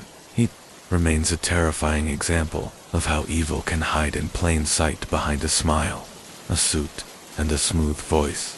Bundy's case is not just a story of murder, it's a warning, a reminder that beneath the surface of normalcy can lie unimaginable darkness, and that sometimes the most dangerous people are the ones we least suspect. Case 10. Ted Bundy. Serial killers often hide in plain sight, and Ted Bundy was a chilling example of this truth. He wasn't a shadowy figure lurking in alleyways. Instead, he was intelligent, well-educated, and disturbingly charming. With his charisma and deceptive persona, Bundy moved undetected through society for years, leaving devastation in his wake. His case serves as a haunting reminder that true evil often wears a friendly face. Bundy's descent into violence began long before his crimes were discovered. Born Theodore Robert Bundy on November 24, 1946, in Burlington, Vermont, his early life was built on a foundation of lies. Raised to believe his mother was his sister and his grandparents were his parents, the truth about his birth would later spark psychological unrest. Even as a child, Bundy showed signs of antisocial behavior, a fascination with knives, a lack of empathy, and an eerie sense of detachment. Despite these red flags, Bundy grew into a seemingly ambitious and charismatic young man. He studied psychology at the University of Washington and even worked briefly for a suicide crisis hotline, offering guidance to vulnerable callers. Cruel irony, considering the violent double life he would soon lead. Many criminologists believe the turning point came after a painful romantic breakup with a woman who rejected him for his lack of ambition. The rejection sparked something deep and dark within Bundy. Years later, many of his victims would bear a striking resemblance to this ex-girlfriend. Young, attractive women with long dark hair parted in the middle. Bundy's first confirmed murders occurred in 1974, though it's widely believed he had killed before then. His methods were calculated and sinister. Often pretending to be injured with a cast or crutches, he would ask young women for help. Once they were close enough, he overpowered them, rendering them unconscious with a blunt object before abducting, assaulting, and murdering them. His crimes escalated quickly. In 1974 alone, Bundy abducted and murdered multiple women in Washington, including Linda Ann Healy, a University of Washington student. That same year, he brazenly abducted 2 women in broad daylight from Lake Sammamish State Park. Witnesses recalled a man named Ted asking women for help. This clue would later become crucial to the investigation. Bundy's killing spree spanned several states: Oregon, Utah, Colorado, and each time he adapted his tactics. Sometimes he posed as a police officer or firefighter, exploiting trust and authority to lure victims. His ability to blend in socially and move between states made it nearly impossible for law enforcement to track him.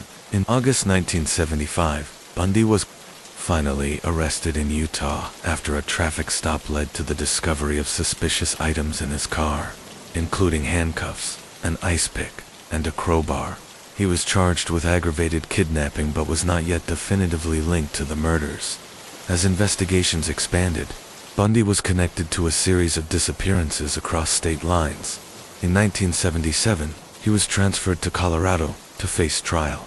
But once again, he slipped through the cracks. First, he escaped from a courthouse library by leaping from a second-story window. He was quickly recaptured but not for long. Weeks later, he sawed through the ceiling of his jail cell and escaped through the ventilation system. What followed was one of Bundy's most horrific outbursts. Fleeing to Florida, he broke into the Chi Omega sorority house at Florida State University in January 1978. Within minutes, he brutally attacked 4 women, killing 2. Shortly after, he abducted and murdered 12-year-old Kimberly Leach. His reign of terror came to an end in February 1978 when he was stopped for driving a stolen vehicle. With multiple states desperate to apprehend him, Bundy's arrest closed the chapter on one of the most violent killing sprees in American history. Bundy's trial captivated the nation. Cameras filled the courtroom, and the case became one of the first to be televised nationally. True to form, Bundy chose to represent himself, arrogantly believing he could outsmart the prosecution. But the evidence against him was overwhelming. A bite mark on one of his victims was matched to his dental impressions, one of the most damning pieces of forensic evidence. In 1979, Bundy was convicted of multiple murders and sentenced to death. Over the next 10 years, he used every legal maneuver possible to delay his execution, even offering to confess to more murders in exchange for clemency. But time eventually ran out. On January 24, 1989, Bundy was executed in the electric chair at Florida State Prison. Outside, crowds cheered and held signs that read, "Burn, Bundy, burn," a reflection of the fear and outrage he had ignited across the country. Even decades later, Ted Bundy's case remains one of the most closely studied in the field of criminal psychology. His ability to lead a double life, to present himself as polished and intelligent while carrying out acts of unspeakable violence, continues to fascinate and horrify. His crimes reshaped how law enforcement approaches serial murder, emphasizing the importance of interagency cooperation, forensic science, and psychological profiling. The FBI's behavioral science unit studied Bundy's case extensively, using it to better understand the minds of serial killers. His interviews have become essential material for criminologists seeking insight into psychopathy, manipulation, and the terrifying ease with which evil can wear a human face. Case 10. The Double. Life of Ted Bundy. Ted Bundy's terrifying legacy isn't rooted only in the brutality of his crimes, it's in the chilling contrast between the monster he was and the man he pretended to be. In public, Bundy was articulate, intelligent, and seemingly trustworthy. He even worked at a crisis hotline, offering support to people in distress, a haunting irony given the double life he was secretly cultivating. It wasn't until his personal life crumbled that the mask began to slip. After his wealthy, sophisticated girlfriend ended their relationship due to his lack of direction and ambition, something inside Bundy snapped. Many criminologists believe that breakup served as a psychological trigger. A significant number of his future victims bore a striking resemblance to his ex-Ian, attractive brunettes with long dark hair parted in the middle. Bundy's first confirmed murders began in 1974, though authorities suspect he may have killed earlier. His methods were chillingly calculated. He would often fake an injury wearing a cast or using crutches and approach young women asking for help. Once close enough, he would strike, rendering them unconscious with a blunt object, then abduct and kill them in secluded locations. As 1974 progressed, his crimes escalated throughout Washington. He abducted and murdered multiple women, including University of Washington student Linda Ann Healy. Later that year, he brazenly abducted 2 women from Lake Sammamish State Park in broad daylight. Witnesses heard him introduce himself as Ted, providing investigators with a key clue that would resurface later. Bundy's killing spree stretched across several states: Oregon, Utah, and Colorado, each time changing his tactics to stay ahead of authorities. He impersonated police officers and firefighters, leveraging trust and authority to lure victims.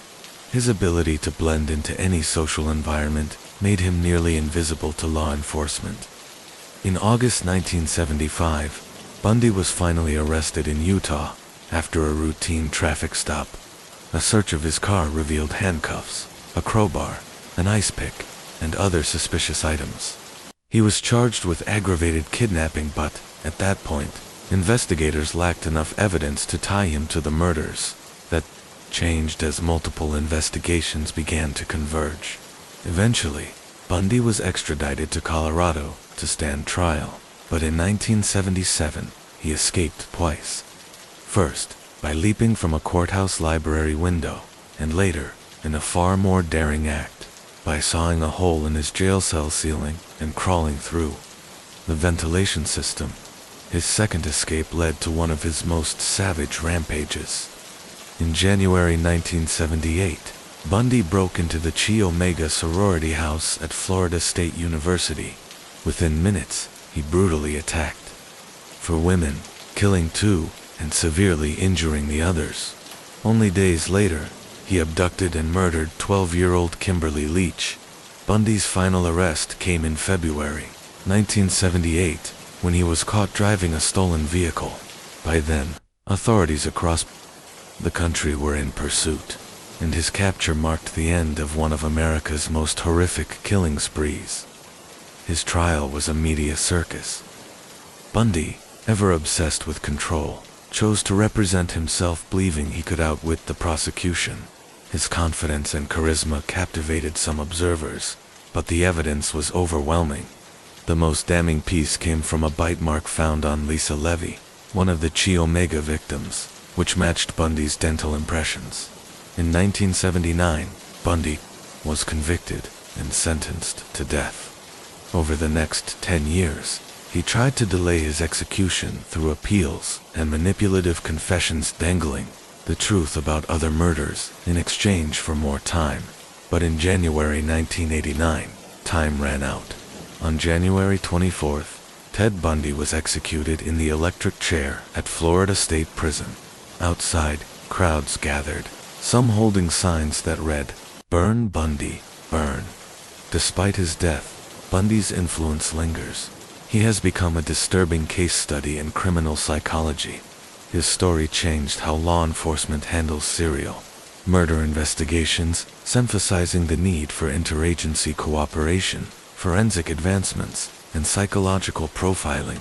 His case helped shape the FBI's behavioral science unit and remains one of the most cited in the study of serial killers. What made Bundy uniquely terrifying wasn't just his crimes, it was the facade he maintained. He didn't fit the mold of a typical killer. He was clean-cut, polite, and charismatic. His intelligence and charm masked a predatory nature, allowing him to manipulate both his victims and the legal system. Many of the women he killed walked willingly into his trap, misled by a feigned injury or plea for help. A cruel inversion of human empathy. Bundy's manipulative prowess extended beyond the courtroom. While incarcerated, he maintained relationships, even marrying a woman during his trial. It underscored how easily he could distort reality for those who wanted to believe in his innocence. Bundy's crimes also coincided with crucial developments in forensic science. His case exposed the limitations of state-by-state investigations, leading to the establishment of national crime databases. Bite mark analysis, controversial now, was a critical turning point in his conviction at the time. His interviews with law enforcement, though often cryptic and self-serving, offered rare insights into the mind of a serial killer. The FBI used those interviews to refine behavioral profiling, shaping how future offenders would be tracked and studied. Ted Bundy remains an enduring figure in popular culture. His case has inspired documentaries, books, and films. From Conversations with a Killer, The Ted Bundy Tapes, to Extremely Wicked, shockingly evil and vile. But such portrayals also raise ethical concerns about glamorizing serial killers and warping public understanding. In the end, Bundy's legacy is a dark reminder. Evil doesn't always come with warning signs. Sometimes it smiles. Sometimes it speaks softly. Sometimes it holds your hand. The legend of the Bunnyman reimagined scripted began with a warning. Trespassing. If you come back, I'll kill you. The words came from a man dressed in a bunny costume, spoken to a startled couple who had pulled off the road in Fairfax County, Virginia. He emerged from the shadows, issued his chilling threat, and then vanished into the night. Though the shaken couple immediately reported the encounter, police found no trace of the mysterious figure. No footprints, no evidence. Just an eerie story that was too bizarre to ignore. At first it seemed like an isolated incident, till 10 days later, on October 29, 1970, security guard Paul Phillips was patrolling a construction site in Kings Park West when he noticed a figure standing on the porch of a partially built house. Even from a distance, something felt wrong. The man was wearing a white outfit with long, floppy ears. He looked like a rabbit. Phillips called out, ordering him to leave. The figure didn't move. Instead, he raised an axe and began hacking at the porch beams with ferocious intensity. Splinters flew with every strike. When Phillips approached, the figure turned and screamed, "You're trespassing. If you come any closer, I'll chop your head off." Panicked, Phillips fled to call for backup. By the time police arrived, the bunny-suited intruder was gone again. All that remained were deep gouges in the wood where his axe had struck. The newspapers ran wild with the story. Headlines screamed about the Bunnymen, and rumors spread like wildfire across Fairfax County. Some claimed he was an escaped mental patient. Others whispered that he was the ghost of a wrongfully executed man. With each retelling, the legend grew darker and more sinister. Soon talk of mutilated animals, ritualistic killings, and missing persons became part of the Bunnyman mythos. Though authorities launched multiple investigations, they found no suspect. No concrete trail, just fear. Over time, sightings continued, figures dressed in white, lurking near abandoned buildings, axe marks gouged into wooden bridges, and the unsettling sound of laughter echoing through the trees. But one place became the epicenter of the bunny man legend, Colchester Overpass, better known as Bunny Man Bridge.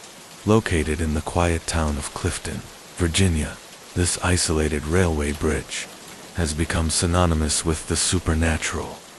Locals claim that if you stand beneath it at midnight on Halloween, you can hear the Bunny Man whispering in the wind or, worse, see his silhouette watching you from the treetops.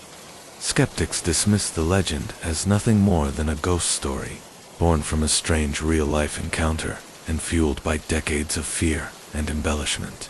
But even they can't deny the bridge's dark reputation. Visitors frequently report an overwhelming sense of dread, a feeling of being watched, and unexplained sounds like the rhythmic tapping of an axe against stone. The Bunny Man legend only grew throughout the 1970s and 80s.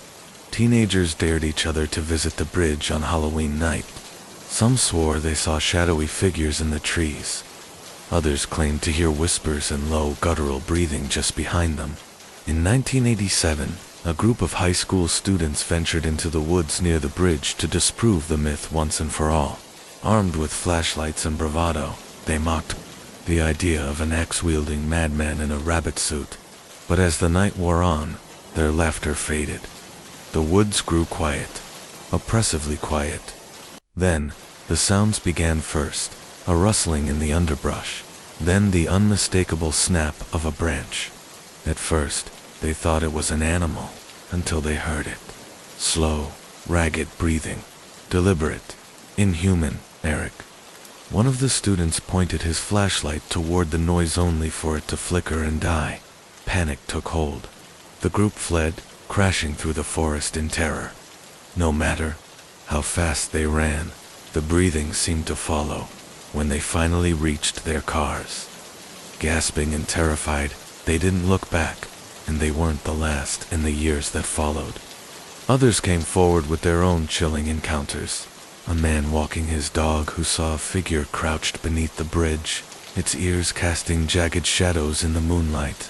A group of paranormal investigators who captured whispers on tape the words, "Get out," layered beneath the static. Despite the tales, there was still no proof, no suspect, no fingerprints, no physical evidence to separate fact from folklore. Local historian Brian Conley conducted an in-depth investigation into the origins of the Bunny Man. What he found was surprising. There were no records of an escaped asylum patient in Fairfax County, nor any evidence of a costumed killer on the loose. But Conley did uncover something else: newspaper articles from October 1970. Detailing the original reports from the couple and the security guard. The Bunny Man, it seemed, had really been seen, at least twice. The truth behind the Bunny Man remains elusive. Was he just a disturbed individual in a bizarre costume? A community's shared hallucination? Or something far more sinister that still lingers in the woods, waiting? Whatever the case, the legend refuses to die, because sometimes the most terrifying monsters aren't the ones we can see. They're the ones watching from the dark, never caught, never confirmed, just close enough to hear them breathing. The original Bunny Man sightings, those made by Robert Bennett and Paul Phillips, were very real. What remains a mystery is who or what was behind them. To this day, no one knows for certain what became of the Bunny Man. Some believe he was nothing more than a drifter and unhinged loner who found twisted pleasure in scaring strangers before vanishing back into the wilderness. Others think he was a seemingly ordinary man who, for reasons lost to time, chose to don the mask of a myth and disappear into legend. And then there are those who believe he was something else entirely, something not bound by logic or time, a specter born of fear itself. Today, Bunny Man Bridge, officially Colchester Overpass, remains a place cloaked in mystery. The legend has become deeply embedded in Virginia's folklore. People still make the trip to the site, some for thrills, others in hopes of catching a glimpse of whatever truth might lie behind the myth. And while logic insists there's nothing to be afraid of, those who stand beneath the bridge at midnight often describe a disturbing sensation, that they're not alone. Perhaps the bunnyman was never real. Or maybe, even now, he watches silently from the tree line, waiting for another soul to stray too close to his domain. But the legend didn't fade over time. It thrived. Throughout the 1970s and 80s, stories of disappearances around Fairfax County and the surrounding woods near Clifton, Virginia, began to circulate. Hikers, drifters, even college students who were last seen near the wooded trails that wind around the overpass. Their vehicles were later found abandoned, doors flung open, as if the occupants had fled in a panic. Some cars bore long, deep gouges in the metal slashes that didn't look like they were made by any ordinary tool or by any ordinary person. One of the most chilling cases involved a young couple, Jason and Emily. They were last seen leaving a party late one night, heading in the direction of Clifton. The next morning, their car was discovered on the side of the road, just a few miles from the bridge. The interior was smeared with blood, but there was no sign of the couple.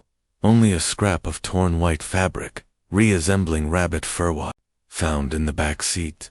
There were no footprints, no signs of struggle, no answers. As the disappearances continued, so did the stories. Locals grew wary of the area. Paranormal investigators, thrill seekers, and daring teenagers who ventured too close often came back changed, shaken. Some claimed to have seen a pale figure darting through the trees. Others described hollow eyes staring out from the underbrush. And a few spoke of a soft scraping sound along their car windows, like something was dragging a blade across the glass. Waiting. In 1986, an elderly gas station attendant just outside town had a disturbing encounter. It was a foggy night, and he was locking up when he noticed a figure standing just beyond the reach of the overhead lights. It wore a rabbit, masked jagged ears, dark stains, and a grotesque, unnatural grin. The mask sat too high on the figure's face, like it didn't quite fit. It didn't move not until the man turned to leave. As he drove off, he saw the figure begin to step into the road behind him, as if it was following. More sightings followed. A ragged figure in a white suit near the bridge carrying a hatchet. Locals even reported finding mutilated rabbit carcasses hanging from tree limbs near the overpass, their bodies cut open with surgical precision. Some began to suspect a copycat, someone who had internalized the legend and decided to become it, but others weren't so sure. In the early 1990s, a group of hikers accidentally stumbled upon a long-abandoned farmhouse buried deep in the woods, roughly 4 miles from Bunnyman Bridge. Nature had nearly consumed the structure, vines crawling through shattered windows, the walls rotting and crumbling. But inside, they found something far more disturbing. Carvings screwed, violent depictions of rabbits, strange symbols, and grotesque human figures covered nearly every surface. The floors were stained a dark, rusty brown, and the air was thick with the metallic scent of blood and decay. Scattered across the floor were scraps of shredded clothing, clearly belonging to different individuals, and in several places, clumps of white fur. Authorities eventually linked the house to a cold case from 1979 involving a family of 4 who vanished without a trace. No bodies were ever found. No explanations were offered. The house was quickly boarded up and declared off limits. Whatever was found there, the full extent of it was never made public, and yet, the sightings continued, with each passing year. The Bunnyman legend only grew darker, fueled by new stories, new disappearances, and the eerie silence of unanswered questions. What began as a bizarre local mystery evolved into one of Virginia's most enduring, most terrifying modern myths. The truth, still unknown, but those who've felt the chill under Colchester Overpass, who've heard whispers in the wind, or seen shadowy movement in the trees, don't need proof. They already believe. Case 11. The Bunnyman, a legend that refuses to die despite decades of speculation, sightings, and whispered warnings. The mystery of the Bunnyman has never truly been solved. Some believe he never existed at all, just an eerie tale spun from fear and folklore. Others insist he was real, a disturbed drifter whose crimes were eventually swallowed by time. But a small few are certain of something far more sinister, that the Bunny Man never left. Every Halloween, thrill seekers still flock to the infamous Colchester overpass near Clifton, Virginia. They dare each other to stand beneath the bridge at the stroke of midnight. Some report hearing footsteps in the woods. Others claim to see a figure lurking in the shadows just beyond the tree line, silent, watching, and occasionally, someone returns with deep, jagged scratches running along their car doors, as if something sharp, something not quite human, had tested the steel. The town of Clifton, with its charming streets and quiet beauty, remains haunted by this dark legend. Whether the Bunny Man was a murderer, an escaped asylum patient, or simply a figment of mass hysteria, his shadow still lingers.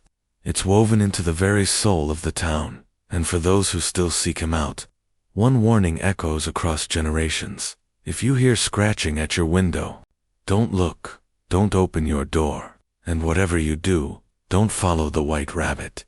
Case 12. The Night Marchers, Hawaii's harbingers of doom in the Hawaiian Islands. There exists a legend that strikes fear into even the most skeptical hearts. Known as the Night Marchers, or Wakaipor, they are said to be the spectral warriors of ancient Hawaii, moving in formation beneath the cover of darkness. Witnessing them, even by accident, is considered a fatal mistake.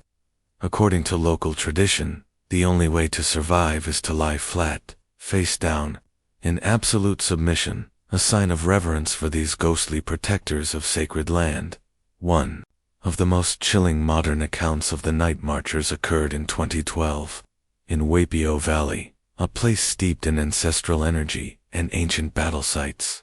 The story centers on Daniel Kahal, a 37-year-old local historian and avid hiker. Daniel was deeply familiar with Hawaiian myths and respected the sacredness of the land. Yet he often dismissed supernatural claims as exaggerated legend. His final trip would prove otherwise. Daniel had planned a 2-day solo expedition into the deeper trails of the valley, hoping to document ancient petroglyphs and forgotten Hauho temples for his YouTube channel. Equipped with a GoPro, he sent his last message at 9:47 p.m., casually noting that he'd set up camp near an ancient heiau and had begun hearing drums in the distance. He was never seen again. Search and rescue found his tent undisturbed, supplies untouched. His GoPro, still recording, was discovered half buried in mud a short distance away. The footage was deeply unsettling. At first it showed Daniel narrating his findings, but as night fell, a line of torches appeared in the distance. The drumming intensified. He whispered to the camera, increasingly anxious, saying he was seeing something he couldn't explain. Then came the chanting, low, rhythmic, and unearthly, instead of lying down, as legend advises. Daniel stood up to watch. The camera caught shadowy figures moving in perfect formation. Dressed in traditional armor, their eyes glowing a vivid red.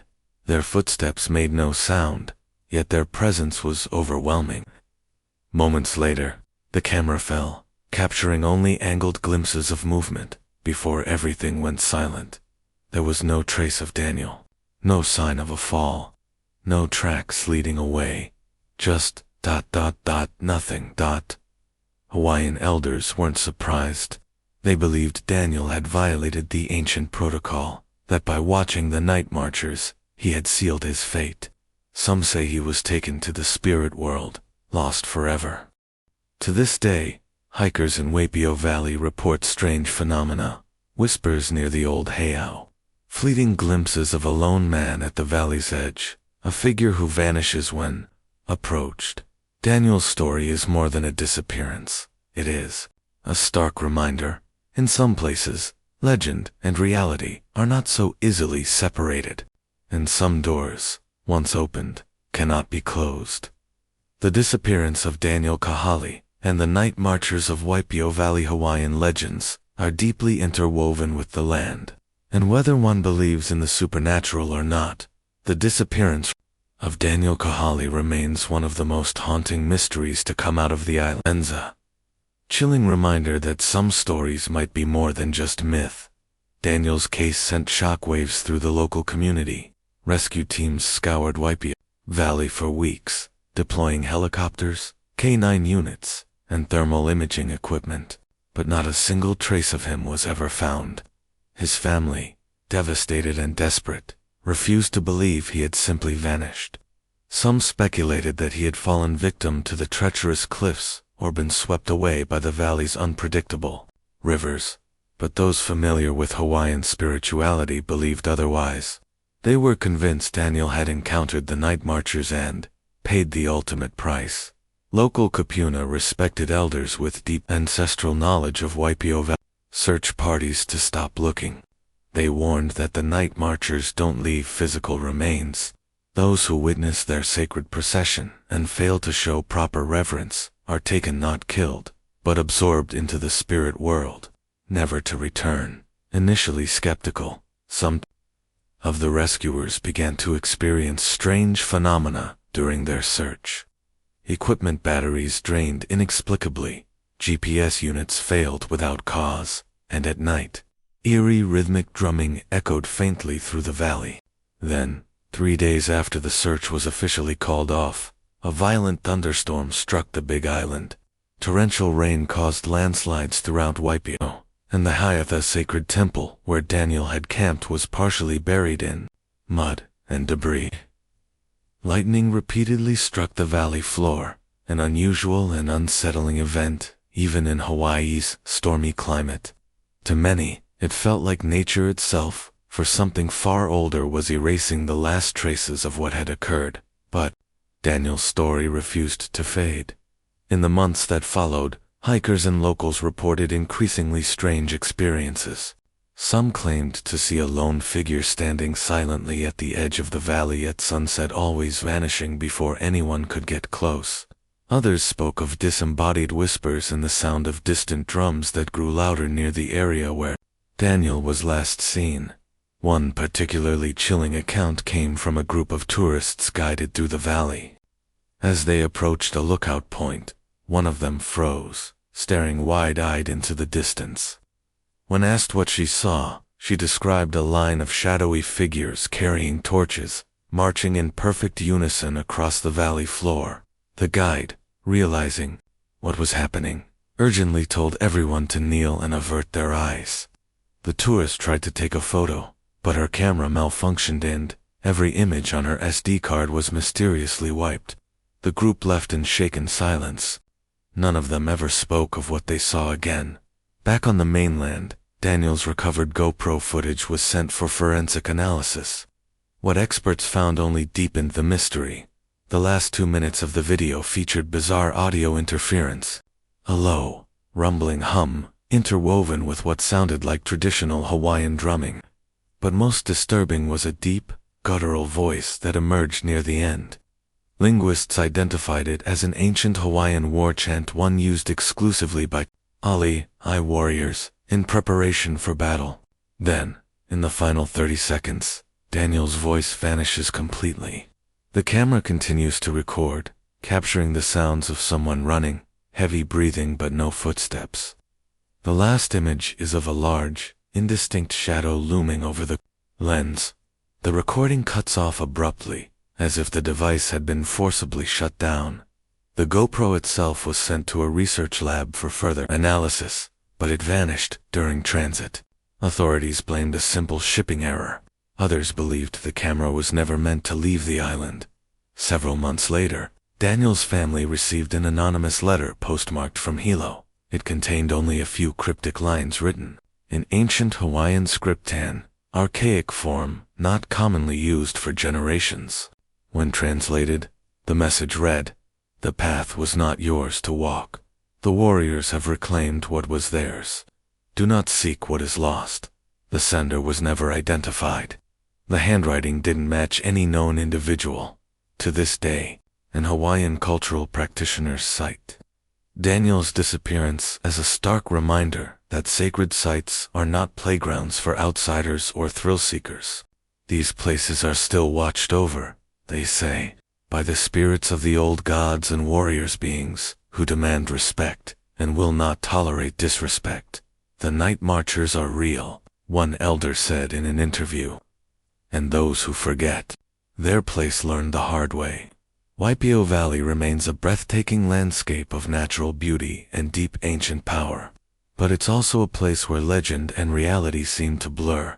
Some still search for rational explanations for what happened to Daniel Kahale. Others believe the answer is simple. He crossed a line that should never be crossed, and the night marchers, eternal guardians of sacred ground, made sure he would never return. Today, those who visit Waipio know the rules well.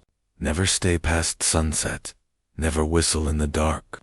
And whatever you do, never, ever look directly at the marchers. Case 12. The Night Marchers of Waimana. Whether one believes in the legend of the Night Marchers or not, the case of Daniel Kahale is a chilling reminder that some ancient paths are better left undisturbed. Daniel's disappearance rocked the local community. Search and rescue teams combed the lush, treacherous Waimanu Valley for weeks, using helicopters, infrared drones, and K-9 units, but no trace of him was ever found. His devastated family couldn't accept that he had simply vanished. Some believed Daniel had fallen victim to the valley's dangerous cliffs, or been swept away by one of its unpredictable rivers. But others, particularly those well-versed in Hawaii's spiritual traditions, were convinced something far more sinister had happened. Local kapuna Hawaiian elders urged search parties to tread lightly. They warned of the night marchers, spectral warriors of ancient times who are said to march through sacred areas on specific nights. Those who cross their path without proper respect are not merely harmed, they are taken, spiritually, forever. Rescue workers who had scoffed at these legends began to experience strange phenomena. Batteries inexplicably drained, GPS systems malfunctioned, and eerie drumming echoed through the valley after nightfall. 3 days after the search was officially called off, a powerful storm swept across the Big Island. Waimanu was hit especially hard. Landslides tore through the jungle, and the area where Daniel had last camped was buried under thick layers of mud and debris, almost as if nature itself had chosen to erase what had happened. Lightning repeatedly struck the valley floor, an anomaly even in Hawaii's volatile weather system. For many, it was a sign, a warning from the ancient spirits, that their sacred domain had been trespassed. Still, Daniel's story refused to fade.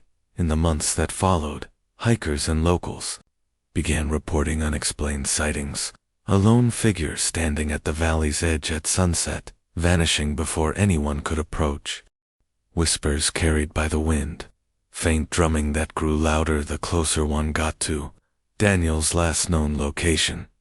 One particularly chilling account came from a group of tourists guided by a local into the valley. As they reached a high lookout, one of the tourists froze, staring at the valley floor. She described a procession of shadowy figures, marching in perfect unison, their torches glowing through the mist. Recognizing what she saw, the guide urgently instructed everyone to kneel and avert their eyes. When the tourist tried to take a photo, her camera malfunctioned and all photos on her SD card were erased. Daniels recovered. GoPro footage was reviewed by forensic analysts. The final 2 minutes raised more questions than answers. The audio was distorted by a strange low-frequency hum, mixed with what sounded like rhythmic drumming. In the final 30 seconds, Daniel's breathing is audible. He's clearly running, but his footsteps make no sound. Then, his voice cuts out entirely. The last frame captured shows a humanoid shadow looming over the camera. Abruptly, the footage ends. The GoPro was sent to a lab on the mainland for deeper analysis, but it mysteriously went missing during transit. Officials cited a shipping error. Others weren't so sure. Months later, Daniel's family received an anonymous letter postmarked from Hilo. The short message was handwritten in old Hawaiian script, an extinct form of writing. When translated, it read, "The path was not yours to walk. The warriors have reclaimed what is theirs. Do not seek what is lost." To this day, no one knows who sent it. Cultural practitioners viewed Daniel's case as a grave reminder of the power still held by the old gods and guardians of Hawaii. These places are not for tourists, one elder stated solemnly.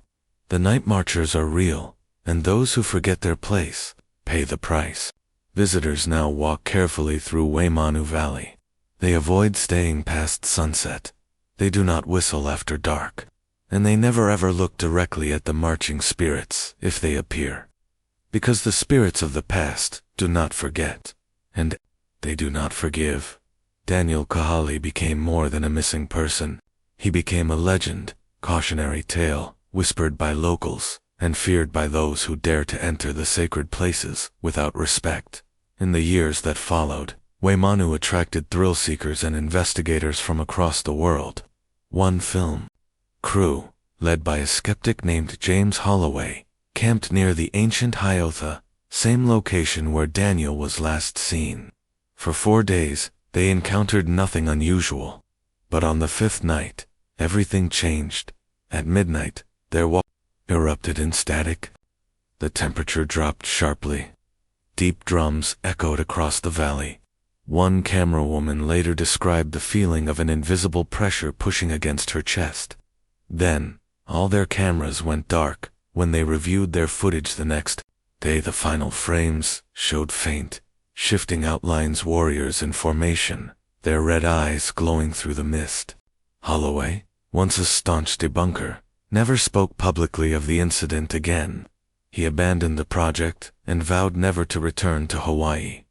Not all encounters happened in the valley. Lonnie, a lifelong resident of the cliffs above Waimanu, had always respected the old ways. But one night, she dreamt of warriors marching across the valley floor. One of them turned and looked at her. She awoke in terror too, the same sounds from her dream echoing outside her window, the deep blasts of conch shells and the pounding of unseen footsteps. Then, a voice whispered her name. She dropped to the ground, face down, as she had been taught. The sounds eventually faded, but Lonnie never forgot the night the spirits came to her door. Daniel's mother, Lalani, never gave up searching for answers. She consulted spiritual leaders and even brought in paranormal experts from the mainland. Finally, she met with a revered kahuna spiritual priest. During a sacred chant, the room's atmosphere shifted, and the kahuna stopped suddenly. His face went pale. "He walks with the warriors now," he whispered. "He cannot return." Lalani ceased all searches after that. She left a final offering at the valley's edge, a lei of white flowers and a bowl of poi. A goodbye to the son she would never see again. 3 years later, a 26-year-old tourist named Ryan Carter disappeared after wandering off alone to connect with the island's energy. His last photo, saved to the cloud, showed a misty trail fading into darkness, with dim lights flickering in the distance. He was never seen again. To this day, Waimanu Valley remains beautiful, sacred, and feared. Locals still whisper the rules. Do not walk after sunset. Do not challenge what you don't understand. And never stand in the night marcher's path. Because when the drums begin, they do not leave survivors. Case 13. Homie the Clown, the Shadow That Never Left. In the late 1980s and early 90s, a disturbing tale took root across Chicago, particularly within the city's south and west side neighborhoods. It began with whispers among children, stories passed from playground to playground. They spoke of a clown, not a birthday entertainer, not a circus act, but a sinister figure known only as Homie the Clown. According to these stories, Homie wasn't handing out balloons. He was driving a white van, lurking near schools and parks, trying to lure kids inside. At first, the rumors were just that, rumors, but soon the whispers turned into warnings. Parents began walking their children home. Teachers discussed stranger danger in classrooms. Police upped patrols in affected neighborhoods. Yet despite the growing fear, no abductions were officially reported, no suspects identified, no van ever found, and that only deepened the hysteria. Each new story added to the legend. Children claimed they saw Homie by the school fence, holding a burlap sack. Others said they heard laughter coming from alleys low, guttural, and not quite human. Whenever a white van drove past, kids froze, pointing and whispering, hearts pounding. Still, there was no proof. Psychologists eventually weighed in, suggesting Homie was less a man than a manifestation, a product of collective anxiety. The city, already grappling with high crime rates and child safety concerns, was fertile ground for fear to flourish. And Homie the Clown fit perfectly into that landscape, a terrifying symbol of stranger danger. It wasn't the first time clowns and fear had collided. Just a decade earlier, Chicago had been home to John Wayne Gacy, Pogo the Clown Who Hid. His monstrous crimes behind a painted smile. The city had not forgotten, and now, a new figure had emerged from that lingering dread. Homie may have been born from fiction, but his presence felt very real. Even without a face or name, he haunted the streets. An urban phantom, a boogeyman in GREASEPAINT.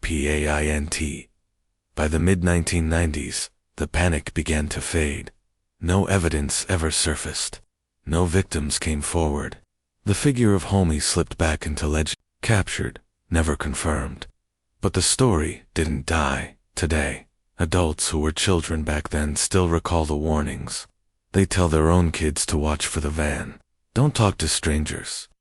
Don't follow laughter into the dark, because legends like Homie the Clown don't disappear. They evolve. With the rise of internet forums and viral videos, Homie found a new home. Eerie photos of clowns standing under flickering street lamps began to circulate. Videos showed masked figures lurking in suburban yards. And in 2016, a new wave of killer clown sightings swept the country, eerily echoing the panic Chicago had already lived through decades earlier. For those who remembered, it felt like déjà vu. For others, it was a chilling introduction.